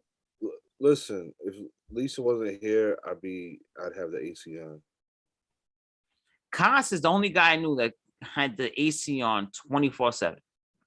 The AC in his room was never off. I'm hot in here, brother. Blazing up. Yeah. He liked something the other day, didn't he? I think he blocked me. I haven't seen him. I think he blocked me. Oh. I'm blocked right now. Yeah, I'm on a no Facebook list right now. Still? Yeah. But we text though. We text on the phone, but I'm blocked on Facebook though. He don't want to So see that me. bitch I said what up. But say it just like that. Ron said, "What's up, bitch?" Just say it like that. See what he said. I'm gonna text it right now because he's texting me right now. Talk about. Go ahead, just say that. Like, yo, Ron said, "What up, bitch?" I'm gonna text him right now. Watch. My Koss, it ain't me. You hear Ron? He not watching. It don't matter. He texting me. He watches on the show though. He watches on YouTube. He watches every show. Oh, does he? Yeah. Stop blocking people. I texted. I just told him. Yeah, I'm blocked right now. I'm on the no Facebook zone right now. A lot of people have me blocked, man. Believe it or not. I'm gonna see what he says. A lot of people have me blocked right now. But Ooh. a lot of politics involved when I get on my politic rant. Oh, your cousin Louis? Cousin Louis got me blocked because I called him a MAGA fanatic. See where your mom is at today. Your mom ain't to be I'm shocked my mom is not involved, right? I'm shocked. She must be sleeping. Dad said, do you want to play Warzone? No, Dad said, do you want to play Cold War? You know, I'm in the middle of a show. What'd he say? He hasn't answered yet. What a bum. He's living a Pennsylvania life. He's sort of like, you know what? He's probably more in the wilderness than Catelyn is. You think so? Yeah, Erie, Pennsylvania. There's nothing, absolutely nothing around. Pennsylvania's trash. Let's start there. You don't like Pennsylvania? No. Philadelphia is a horrible city. I know that. I've been there. Pittsburgh's all right though. Pittsburgh's a blue collar town. A lot of factories and stuff. Yeah, I like Pittsburgh. But the rest of Pennsylvania. Yeah, the rest of Pennsylvania is just brutal. You couldn't pay me to live there. I kind of like Bethlehem though. I kind of like that area. Or like where my friend Lonefield is. He's in Stroudsburg. I kind of like because his house, you step in his backyard, he got deers and all that in his yard. I kind of like it. You mean deer? Yeah, he had a bunch of deer. Then There's no deers. Yeah, he had a bunch of deer in his backyard. And then even where Diana's brother lived in the Poconos, I liked it. I liked it over there. You talking about the deers thing?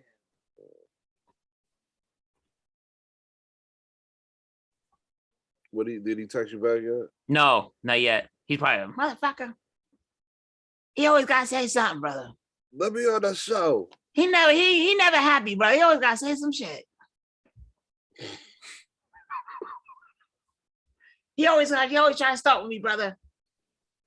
That's why I got everybody blocked, brother, because he always just fucking with me. I'm not blocking you because of you. I'm blocking you because of him. Remember when he wanted me to give him a job? He would have never made it, bro. You don't think so? You don't think he could have made the cut? No, he quits too much. Nah, because he can't take constructive criticism. No, he can't. Shit, if he worked at my job, all the shit they be saying to us, he would have been quit. At my job, they treat us like we are nothing. And he would have been gone. Oh yeah, they Yeah. I mean, they're all right, but like they ain't trying to hear that shit either. You know what it is? The building industry is being overtaken by Albanians and Europeans and stuff in general just don't really have like feelings. The Albanians are running everything right now. Yeah. And they don't really, in general, they just don't really have much feeling. They don't have compassion for humans. So it's like, but that's just them how they are. That's not a dig at them. It's just. I don't know why you say it like that. Like, yeah, the Albanians, they just don't care about humans. They don't. No, you know what I mean? Like even the Polish people, like the just in general, different cultures tend to be less loving. So I guess, it carries over to the workplace and it builds a certain culture sometime. Ryan, Captain says, what do you do for work? Who? Captain says, what do you do for work? What do I do? Yeah. Nothing. You heard it, Catlin. He ain't do shit. I work for the Brooklyn Navy Yard Development Corporation. Can you talk in layman terms? The Brooklyn Navy Yard Development Corporation. Layman terms, please. Like, what's your job? You're like Tommy from Martin. Like, we don't know what you're doing right now. I'm part of the project management team, property management team. And what's your responsibilities? This is not me asking, it's him. What is your responsibilities? I'm supposed to oversee a 300-acre plot of land with a bunch of buildings on it. Make sure everything's up to code. Everything is, if it snows, make sure the snow is plowed. Things like that. He said, wait, hold on. He just said, who is your daddy and what does he do? Who said that? Catlin, he said, who is your daddy and what does he do? You ever see Kindergarten Cop? Oh, it'd be fucked up. Like, what? Why? He's like, who is your daddy? I'm like, why do you want my? And what does he do? I'm really asking myself that question. Like, what? Nah. So yeah, that's what I do. It's not a toma. He said, imagine that shit. Really asked him. What does Catlin do? He's a U.S. He works for the mail. He works for the mail department. Yeah, he's a mailman. Phil, yes, head to the chopper. How do you not get that reference? Who is your daddy? What does he do? Well, I haven't watched Kindergarten Cop in over 20 years, man. I mean, I don't have it on repeat either, but I remember the scene. You know how much stuff I remember or I have to remember and I forget that? You've forgotten more than I remember. You're right. You're right. You've forgotten more in your life than I remember. You're right. I ain't going to say nothing about it. I wonder if Jared would have got the right. Phil is my boy. Yeah, you see? Everyone loves me, man. That's the whole thing. Until, like what Udelka says, everyone loves me until they live with me. And then the love is out. The love is gone. Yeah, because you're a crazy person. You hear this shit? Like, you're very peculiar about certain things where I don't understand. Like what? Like you'll get in your head about this craziest thing. Then nothing will be happening. Mm-hmm. Your life will be completely perfect, and you'll get in your own head about it. And I start bugging out and stuff. Yeah. Like I go through the same thing, but I have certain points and certain triggers that make that shit happen. I don't have no triggers. I just wake up one day and I say, I don't know if you have triggers. Do you? I feel like I'm normal. You will disappear off the face of the planet for fucking weeks at a time. I would. But see, that's me like just recharging. You understand? Because you know what happens? Sometimes I realize I'm in the wrong. So I have to reevaluate myself as a person. Wrong about what? Just the way I act. The things I No, because there has to be see, this is what I don't understand. Like the way you act, there has to be a center point as to where something sets you off where you have to act. Like, you know what I'm saying? Like me and my wife will argue. Mm-hmm. And she'll say I'm a mean person, but my meanness is based off of reaction to everything. I'm never like on the offense. I never like basically come out my face to talk shit to somebody. Like there's a reason why I'm angry. Yeah, there's a lot of stuff that goes on. I guess it depends on the scene. It's hard to evaluate that off the top of my head, but sometimes, I realize I say certain things bad sometimes, and I gotta evaluate myself, and I disappear for a little while. Phil, I lived with you for 10 weeks. Good dude. No, you're a better guy than me though, Catlin. Now I'm a bad person sometimes, but sometimes I am good though. It depends on how I'm feeling. Sometimes I feel like a nut, sometimes I don't. It's like the client deck. What bar was that? Some candy bar. How'd you not get Feel like who's a your nut, daddy? What does he do? sometimes you don't. What was that? What was that? Almond Joy? Almond Joy. Yup. How you feel like a nut? Yeah. Yeah. You see, now I got you singing the tune. You see what I'm saying? Like, but that's what I bring to the table. Spontaneous stuff. Now you singing slogans that you haven't heard or thought about in many, many years.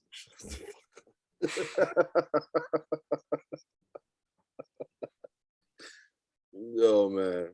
No, but that's why I disappear. I disappear because have to reevaluate what I'm doing wrong. You always remind me that all the time. No, I don't. That I always got you mad about something or upset about something that I said. And You made me upset, but like we talk about it. I don't tell you to become regressive. yeah, but sometimes I got to get out of my own way. And a lot of times you think you're wrong, you're not wrong. I always think I'm wrong. Always. It's about having the conversation. So you don't talk it out. No, I always think I'm wrong, and I always think that people think negative of me. See, now this is becoming a therapy session. So, and Callie ain't trying to sit around for that. He got mail and stuff to do. You know what I mean? Yes, this is fun.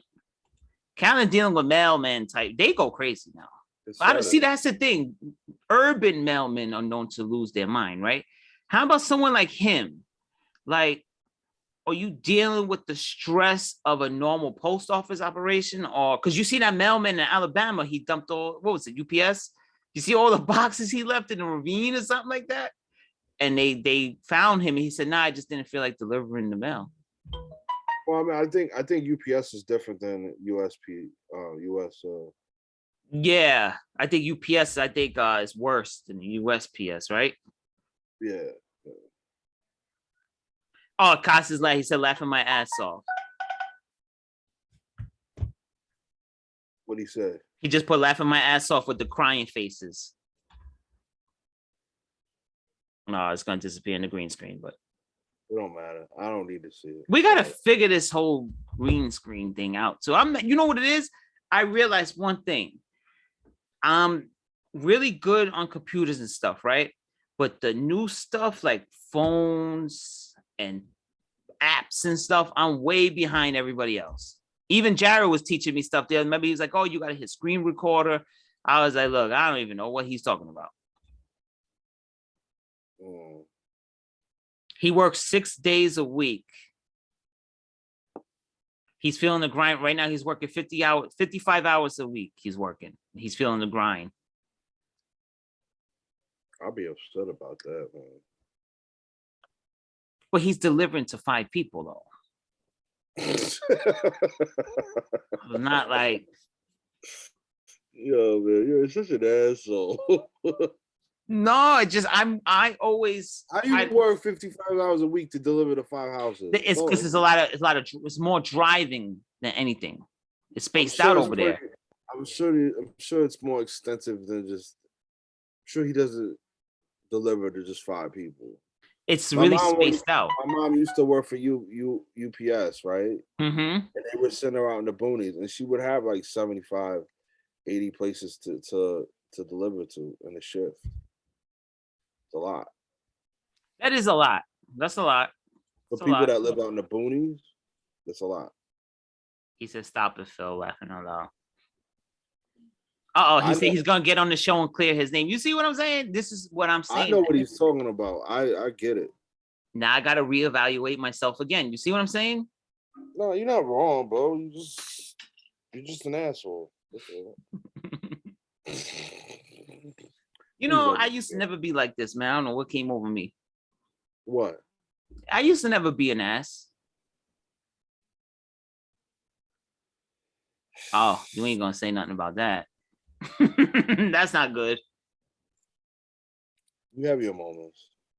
We've been on a lot of journeys together, my brother. Yeah. Walking over bridges, people with red eyes, eyes glowing in the dark, Getting chased out of projects. chased out of pride. Remember, what was that? The George Washington Carver houses that was? What was that? And I be over there more times than I want to these days. So And it's not the same because they were hanging out the windows, kicking us out the project. That shit was like, I'll never forget the scene there. yeah. That was something. And we were in Central Park, right? We came out the wrong exit or something, and they was like, "You don't belong in this motherfucker." If you really think about it, we were way deeper than we were supposed to be. We should have even walked that far. I don't know how, but I don't think we even realized It it. It didn't seem that far at the time, but if you really think about it, like as far as we went out the park, because it's all like George Washington is over on Lexington, Mm-hmm. Yeah. and that's a trip. That's a trek from the park. And I was telling my boy at work, I told him what that story with us, and he said, "God damn," he said, "that project is no joke." he was like, I don't know how the hell you guys went there at that time. He said that shit was no joke. I said it was by accident. We just left the park. We thought everything was sweet. We thought shit was sweet, and it wasn't so sweet. Then remember the guy right from Rikers? He still had the backpack or the bag with the stick. We were like, yeah. we seen him. We've been around some crazy stuff, man. Yeah. I'm still trying to remember how the fuck. What was that train station? Which one? The dude with the eye. Oh, that was the station that goes from Brooklyn to Manhattan. It was that. Remember, we came out the train and we said, you know what, we're just gonna walk over the bridge. It was right next to the right? It was right next to Manhattan Bridge. Was it DeKalb? It was DeKalb. No. I feel like we were on Myrtle Ave, but Myrtle, you know what's crazy? And I never really brought this up, but you know what I'm saying? I always thought it was Myrtle Ave, and that there was actually a Myrtle Ave train station, but it hasn't been open since the 80s. What if, and this is all serious, what if we were in like another dimension or something? And because that guy was weird. Then it was a guy reading a newspaper and he wasn't moving, remember? It was just a strange, what if we were like in some, back in the past or something? I don't know. And we left, we walked out and the bridge was right there. We went back on the Manhattan Bridge and we walked into Chinatown, didn't we? Yeah. We walked into Chinatown from there. Maybe we were in another dimension. What'd you say, man? The Mandela effect? The Mandela effect. I don't know, bro, because I remember it being the Myrtle Ave shit because the one at DeKalb, there's no underpass there. No. Underpass at that one. That's how we got over to the other side. And I've never seen that No. again. And I've always wondered that too, because I remember we left the train and the bridge was right there. It's not like we and that's literally what it is, bro. Yeah. Like, when you take the DeKalb, when you go to DeKalb, right? Because it's DeKalb than the bridge. But like when you go on a DeKalb, there's the Myrtle app because they have the picture show thing. Right. Thing.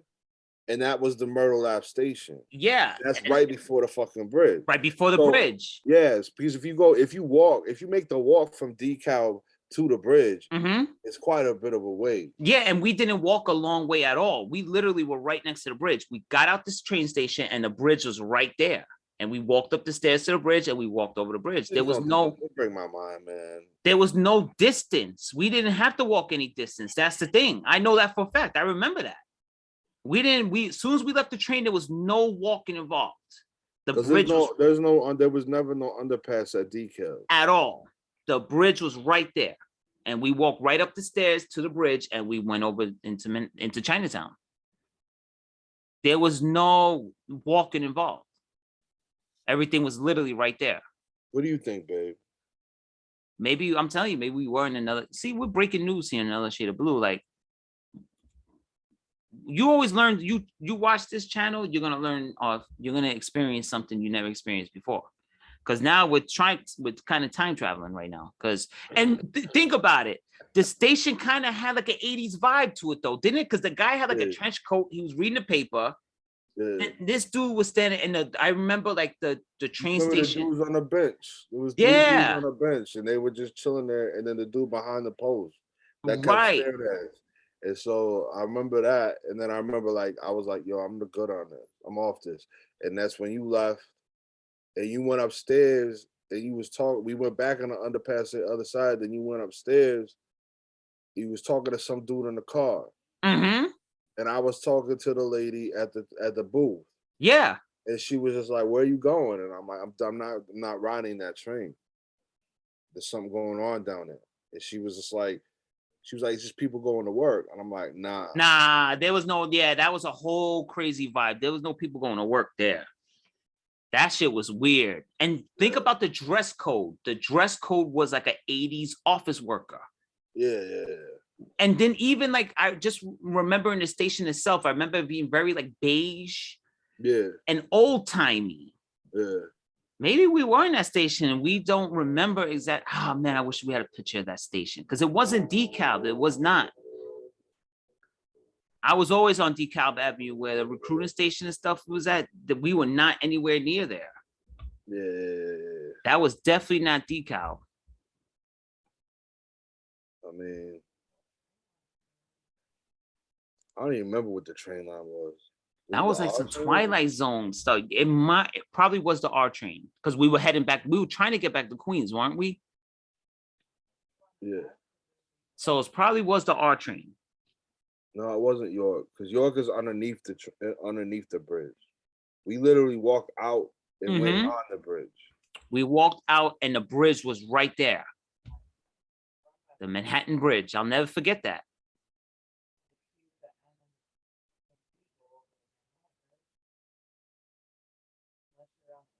We might have been in another dimension.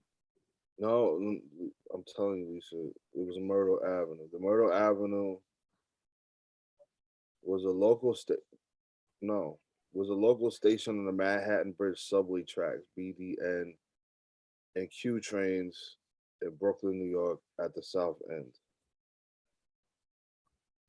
It opened, oh wait, I was wrong. What? It opened June 22nd, 1915. And closed July 16th, 1956. Oh, damn. The other name was the Gold Street Station. The next train station was Canal Street or Grand Street. And then the one south, the next one south was obviously DeKalb. It wasn't Canal that we were on, right? It might have been Canal. We walked to Canal. Okay. Yeah, damn, man. I just remember the vibe was so strange to where the whole time walking the bridge, that's what we talked about. We talked about just the weird scene inside the train station. Yeah. It was just so weird. And it was cold that night too. Remember, it was freezing and we didn't even take the train. We rather walk. It was cold. It's crazy. It says at 4 tracks, obviously, 2 side platforms. The southbound local side platform is completely demolished. They're not even showing a picture of it. Hold on. Were we in a time capsule or something?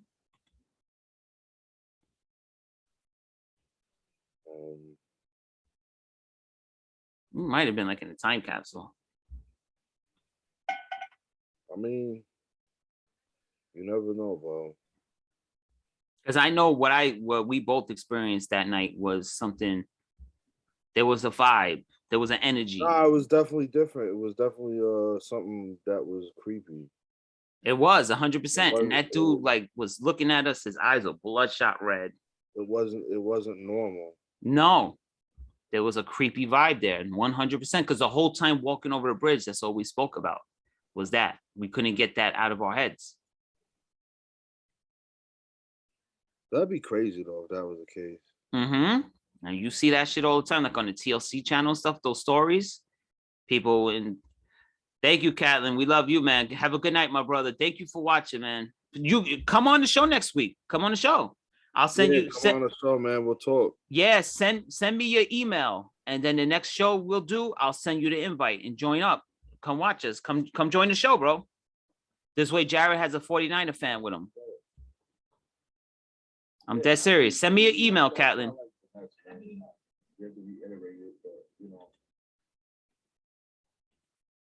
What about the Nets?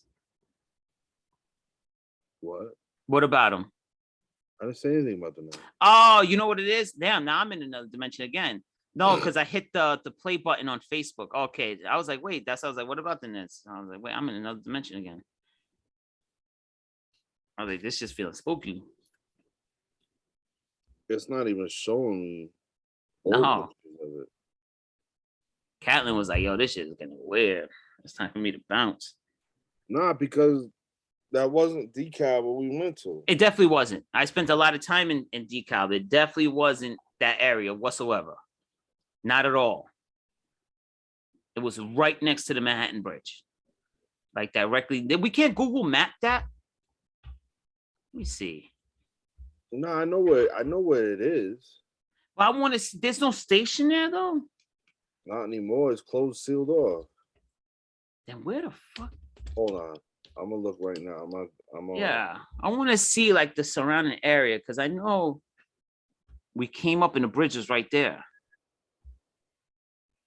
Yeah, Catlin, send me an email so you join up next week. Let me see. Manhattan Bridge, okay. So it had to have been on the Flatbush extension. And I remember there was like a little like a sitting area, and then you walked in the Manhattan. The bridge is right there. We walked up the stairs and we walked over the bridge. Yeah. Right? Yeah. Because I'm pretty sure that's what I remember. I remember us walking over the bridge, and the bridge was right. There was no distance. But okay, let me see. Artillery. Hold on. Yeah, it was right over Cole Street. That makes a lot more sense. Hold on. And we were on the Manhattan side, weren't we going into Brooklyn? No, we were in Brooklyn. We were in Brooklyn going over to Manhattan. Okay, yeah, you're right. We were going to Chinatown. All right. So let me see.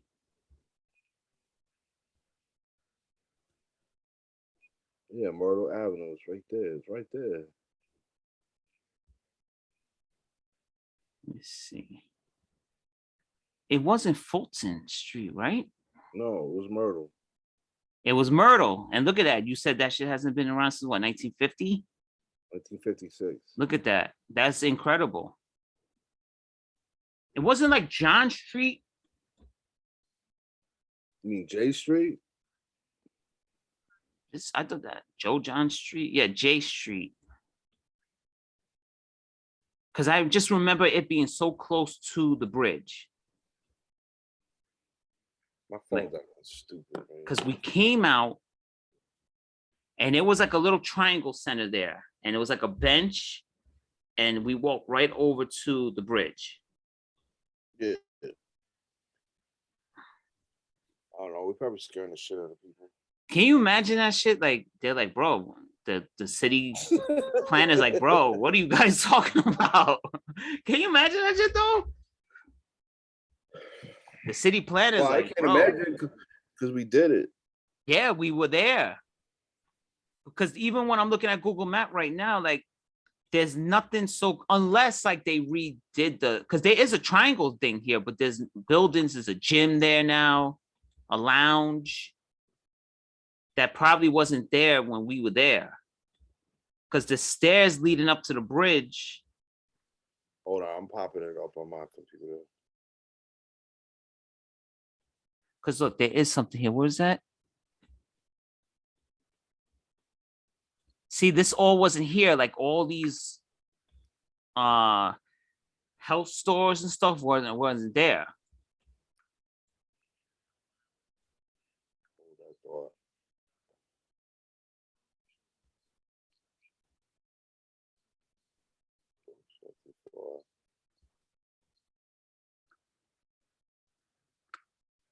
No, see, all this stuff wasn't here.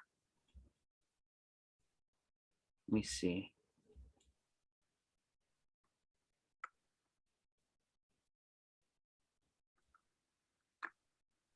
Okay, so I found the stairs that we took to get to the bridge, right? Yeah. So, yeah, look, there was like a little triangle place here. But there's no, that's on J Street. There's not a train station that used to be on J Street? This is J Street Metro type, but that's nowhere near the bridge. Because I found the stairs. Yeah, this is what I remember. I remember it being like a little, yeah, I remember this, a little triangle place. And the stairs are right there going up to the bridge. I remember we were like, let's get out of here because this guy's giving us bad vibes. There's no station over here. Yeah, York Street. See, it says there's a York Street and a High Street station. York Street is under the bridge. You can't get on the bridge from York Street. Okay. So I just did a radio interview over there. So the same thing with High Street. High Street okay. on the other side of the park. Yeah, where the hell were we then? And where that goes to is the Brooklyn Bridge, where you can walk up the stairway up there. You see what Jared just wrote? What? He said we're using up all the bandwidth in America. Don't be upset because you gotta watch your kid, man. Watch your kid, don't watch us. We're using up all the bandwidth. It's pay-per-view, man. Because Jared's thinking about the runtime. Jared's like, these motherfuckers gonna end this show or what? Well, we can edit it. Yeah, right? YouTube. Yeah. But that's the beauty of this show, man. We just talk about stuff like this. Nah, it's all good. But I'm gonna get off the show. Yeah. I'm tired. And I gotta go to the store. Yeah, I actually gotta run down too. I gotta go down to the bodega. Snacks. I'm gonna run to the bodega. I need some snacks. Get some chocolate for my wife so she'll stop complaining. Lisa, we gotta get together. I'm tired of dealing with Ron all the time. My birthday is next week. Oh, okay. Let's do something then. Just throw that out there. Let's do something. That is true. You want to take her out for her birthday? Yeah, let's go out to eat or something. Yeah. Let's do it. I'm serious. Where do you want to go? You asking me this right now? It's your birthday. Mm-hmm. We'll let her marinate and then we'll take her. Yeah, we'll take her out to eat. Yeah, that sounds good actually. Let's do that. Let's take Lisa out to get something to eat for her birthday. You guys gotta come out to my parents too. Yeah. Even my dad asked about that when you guys gonna go. And if he's asking that, it's like, oh my God, it's a miracle. Well, now we capable of doing shit. So yeah, no, for sure. This, we live in the same city. I mean, Yeah, but you live like 3 hours away. it's not 3 hours away. It takes forever to get to the Bronx. It don't really take forever to get to the Bronx. It's just, nah. The trains run fast in the Bronx. The problem is walking from the train to your fucking crib. It's the worst. Yep, I agree. And it doesn't matter what you do because it's just as terrible if I walk from Harlem over the bridge. I had to pick up the kids from school the other day because Tuesday I didn't go to work. So Yeah. I had to pick up the kids from school and I walked right over the High Bridge right there because their center, they were at The stairs are crazy, right? the stairs are a little dangerous. Yes. Going down the stairs. And they're wooden and everything. Yeah, it's like a I little. felt like I was gonna fall off, and it was just like a drone was gonna see me, and it's like get that 4K cinematic as I fall down the steps. But it's a beautiful view of the city up there, though. Oh yeah, it's once you're there, it's tight. Yeah, it's really nice, man. I actually enjoyed it. I said to There's actually an easier way to go down. You have to go down the steps, but I just didn't know how to get there. there's an easier way Yeah. where you don't have to go down those wooden steps. Yeah, there's like a pathway, but like I fucked up because I was trying to get to your crib too fast. Right. I tried to go over there when I was after work. Oh, okay. See, yeah, because we took those stairs and I was like kind of concerned because I felt like I was gonna fall. No, yeah, they're very steep. Very steep and wooden. Like, can you make them shits concrete at least? Like, And then it was nighttime when I was on this. So, and then there was like mad niggas like on the bridge, and I was just Yeah. like, you know what I'm saying? I was navigating that shit. Like, what? No, because there was a guy like he was like behind me. He wasn't following me, but like I was like, Yeah, you was kind of you know what I sketchy mean? the whole You know how situation. no, because you know how it's no, because it's not even like sketchy. It's just you know how like a bad situation can happen. Like, you know what I'm saying? You know how there's certain spots where it's like there ain't nobody at. Yeah. Like the other side on your side. Yeah, there's nobody there when you get to my side. Yeah, there's Nothing. nothing there until you get to the street. So it's Yup. like I have to pay attention to It's like to true. the dude behind me, like you know what I'm And saying? it's So dark it's as like, hell too. yeah. So it's just like, you know, you have to be like on your, you know. Yeah, this New York City, man. We have to be on our P's and Q's no matter what. Yeah. I mean, no, that shit is dangerous. Because even Udelka wasn't crazy about me walking. She said, no, don't go there because there's a lot of people hanging out on the bridge. But it was all right, though. Because when I looked at the bridge, I seen a bunch of couples walking, holding hands, and said, oh, I'm okay for now. Because it was like 6 o'clock. So I was like, all right, I'm good for now. Why did Udelka think the worst of everything? It's not from here. Not from here. PR isn't as bad. Yeah, it's probably worse. Why are you always putting me on the spot on live show? This is a live show, man. Sometimes she says things and I'm like, you're like, yo, you're from Dominican Republic. It's just no, but bad. she be protecting her mans, though. She protecting her mans. You need to be protecting her, not her protecting you. No, she protects me. You know what I would have told her? Don't worry about it. I grew up here. You just live here. No, she knows I'm white. So it's like, You're not white. I gotta be careful. I'm white, bro. No, you white people... acceptable to her, man. Tell her mother, give her mother my love, man. Yeah.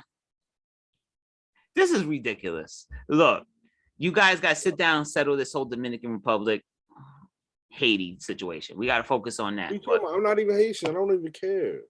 But we're gonna focus on that situation, and then we're gonna focus on that while we go out to eat Felice's. Why, she mad at me now? She upset with me? I think so, a little bit. Why? A little bit. There's something you did to me. You spoke about something you wasn't supposed to speak about. No, you did to me. But here's the thing, man. I got mad Haitians on my block. I've been told this story plenty of times. She can say whatever she wants to say. It just is what it is. I love her to death. She's my sister, but like, right. You're not exempt. You know what I'm saying? Because it's like the way the way Dominicans treat Haitians isn't right. Y'all mad. Listen to this logic. Right. Listen. I'm not expecting you to pick sides. No, I'm not involved. Listen, I'm actually not. I'm just telling you to do the math in your head, man. Do the cha-ching in your head. Mm-hmm. Because they massacred Haitians at a crazy rate. Like they killed like 10,000 Haitians in one swipe, bro. In one day. That's fascinating. It's a real thing that happened, though.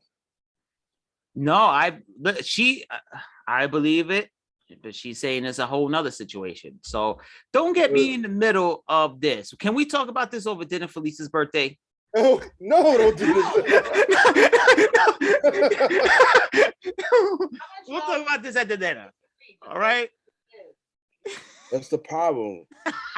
People agreeing to disagree and nothing gets resolved. There's no understanding.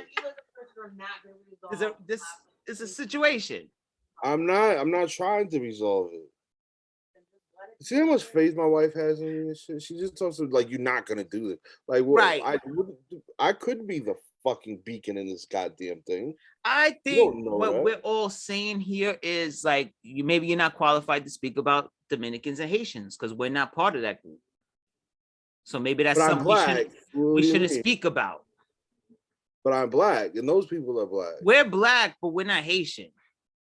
What's the difference? No, it's a huge difference. Because remember, my grandfather Phil forced to speak French. That's the only difference. Remember, my grandfather Phil. They're slaves just like we're slaves. There's no difference. No, but there is. Because you know why? Why is it different? My Aunt Kelly's Haitian, half Haitian. Grandpa Phil's wife was Marie. She's Haitian. What does that have to do with anything? We used to go to their house and stuff. The Haitians are different than us, brother. No, they're not. Yes. They're black just like you're black. Yes, I understand, but they're different though. Why are they different? It's a whole different vibe. It's a whole different culture. That's their thing. What they got going on over there, They're it's not not something different. we got going on. All my friends are Haitian. I hang out with them. They're not any different than But me. they're American Haitians, though, right? Because Some I'm of them dealing were with born in Haitian Haiti. Haitians. I'm dealing with people that were born in Haiti. You could say the same thing about fucking people that are born in Africa. They act the same way as Haitians that were born in Haiti. I don't The know only about that. difference- I don't know about that. I'm honest. I can't. I don't think Why? I really, because Haitians are different, and not a bad or good way. Just they're just different than us. It's a different vibe. The energy is different. The culture is different. That's something you and I don't know about. We don't really know about it. I don't think so. No, you don't think so? I've had Haitian friends all my life, man. Me too. I mean, a lot of people I grew up in the projects are Haitian, but they're American Haitian. It's different.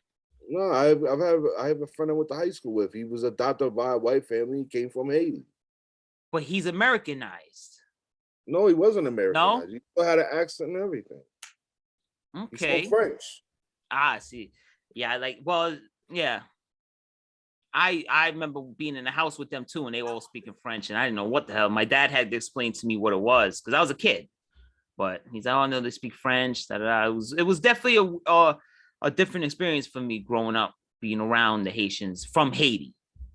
Them cooking certain foods, like being in the kitchen with them. It was a different environment, that's for sure. Nah, I don't want to speak on something because you're trying to get on. You know what it is? We're speaking about something we just don't know. Because when I talk about it, sometimes you don't, because I feel you don't know about it. I say you're right. It's quick, yeah, because it's easy for people to say that. It's for these for white people to say that shit about black people too. You don't understand. Right, that's true, but it's different though, because like She not know. explain it to you. Yeah, she explained it to me, but she explained it to me from her perspective. What is her perspective? Her perspective is, I don't have heartburn right now. You give me heartburn, so I had to take a Tums. But no, her perspective is, that they're right, that her side is right, and they're the wrong side, or whatever. Are they right? Because she says you have the situation reverse.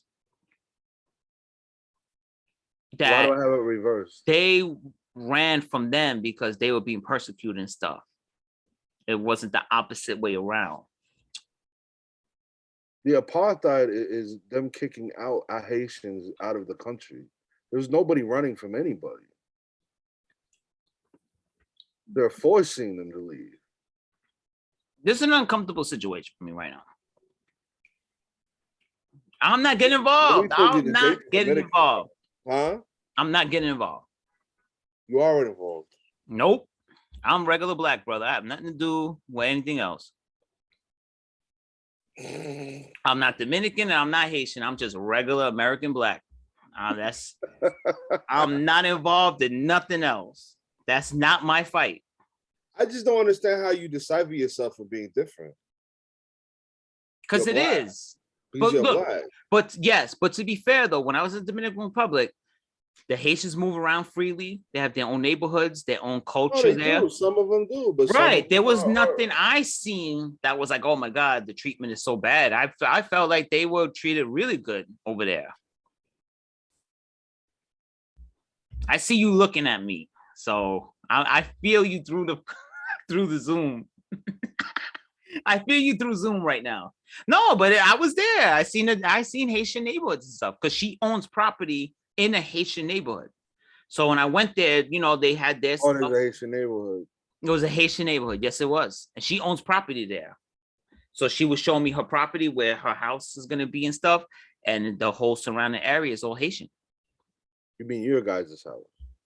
Yeah, where she wants us to build eventually. Yeah. But that land is hers. She owns that land. So she was showing me like the land and stuff, and it was in a Haitian neighborhood. So I seen it, and that no one bothered them or nothing. They were good. They look better than the Dominicans. They look like they was living better than Dominicans. Don't bullshit me, Phil. You full of shit. I'm getting off this goddamn thing. You full of shit. I don't believe it. I don't believe an ounce of that shit. Why? Because I just don't. You know what? again, Lisa will say we'll see this on your birthday dinner. We'll finish this discussion. Lisa's like, you motherfucker, try to ruin my birthday with this shit. Nah, we're not even gonna talk about it because you know what? I love her. She's my homegirl. Yes, and again, we're not Haitian. I'm my sister. No, fuck that shit. Phil, you're black. Don't do Yes. this. Please don't do this. American black. Before I get off this shit, black is black. It don't matter. We Yes. gotta sit together. It doesn't matter what it is. Just because niggas speak French or American or whatever, Right. black is black. But they don't get involved in Across our the shit, board. and we don't Across get the involved in board. their shit. No, we have to start getting involved. Because I don't see them going crazy about racism in America. They minding their own, but they got their own They shit going do on. though. Nah, Phil, you're bugging. I don't know, man. Can we go back to when we were in another dimension at the subway? You're bugging. Don't forget your blackness, brother. Yes, I said we're American black, though. No, you just black. Don't forget your blackness. I don't know. You look, that culture is different, though. You understand that, right? There's voodoo. There's stuff that we don't know about. I wouldn't put anything shit on people that you don't know nothing about, bro. Serpent in the rainbow, brother. We're not part of that. Dominicans do the same shit. That Santeria shit is the same shit. So I don't hear that shit. I don't know. They bringing people As back. much as they from the can dead. cook you up, Dominicans can cook you up the same way. Puerto Ricans, Cubans, all them. So it don't matter. But remember, black is black, brother. Black Okay, is black. Q-Tip. No, De La Soul. I'm sorry. That was De La Soul. Black is black. That was De La Soul. Me, myself, and I. Yeah, black is black. Black is black. No, you're right. But again, if we're talking about slavery and the Civil War and stuff, the Haitians are like, that's not our thing. It is the thing. That's how they ended up there. There just wasn't black Haitians just chilling and it was like, oh no, this is Haiti. But you can have Dominican Republic. They were slaves, just like we're slaves. I'm American black. Okay. You're American black.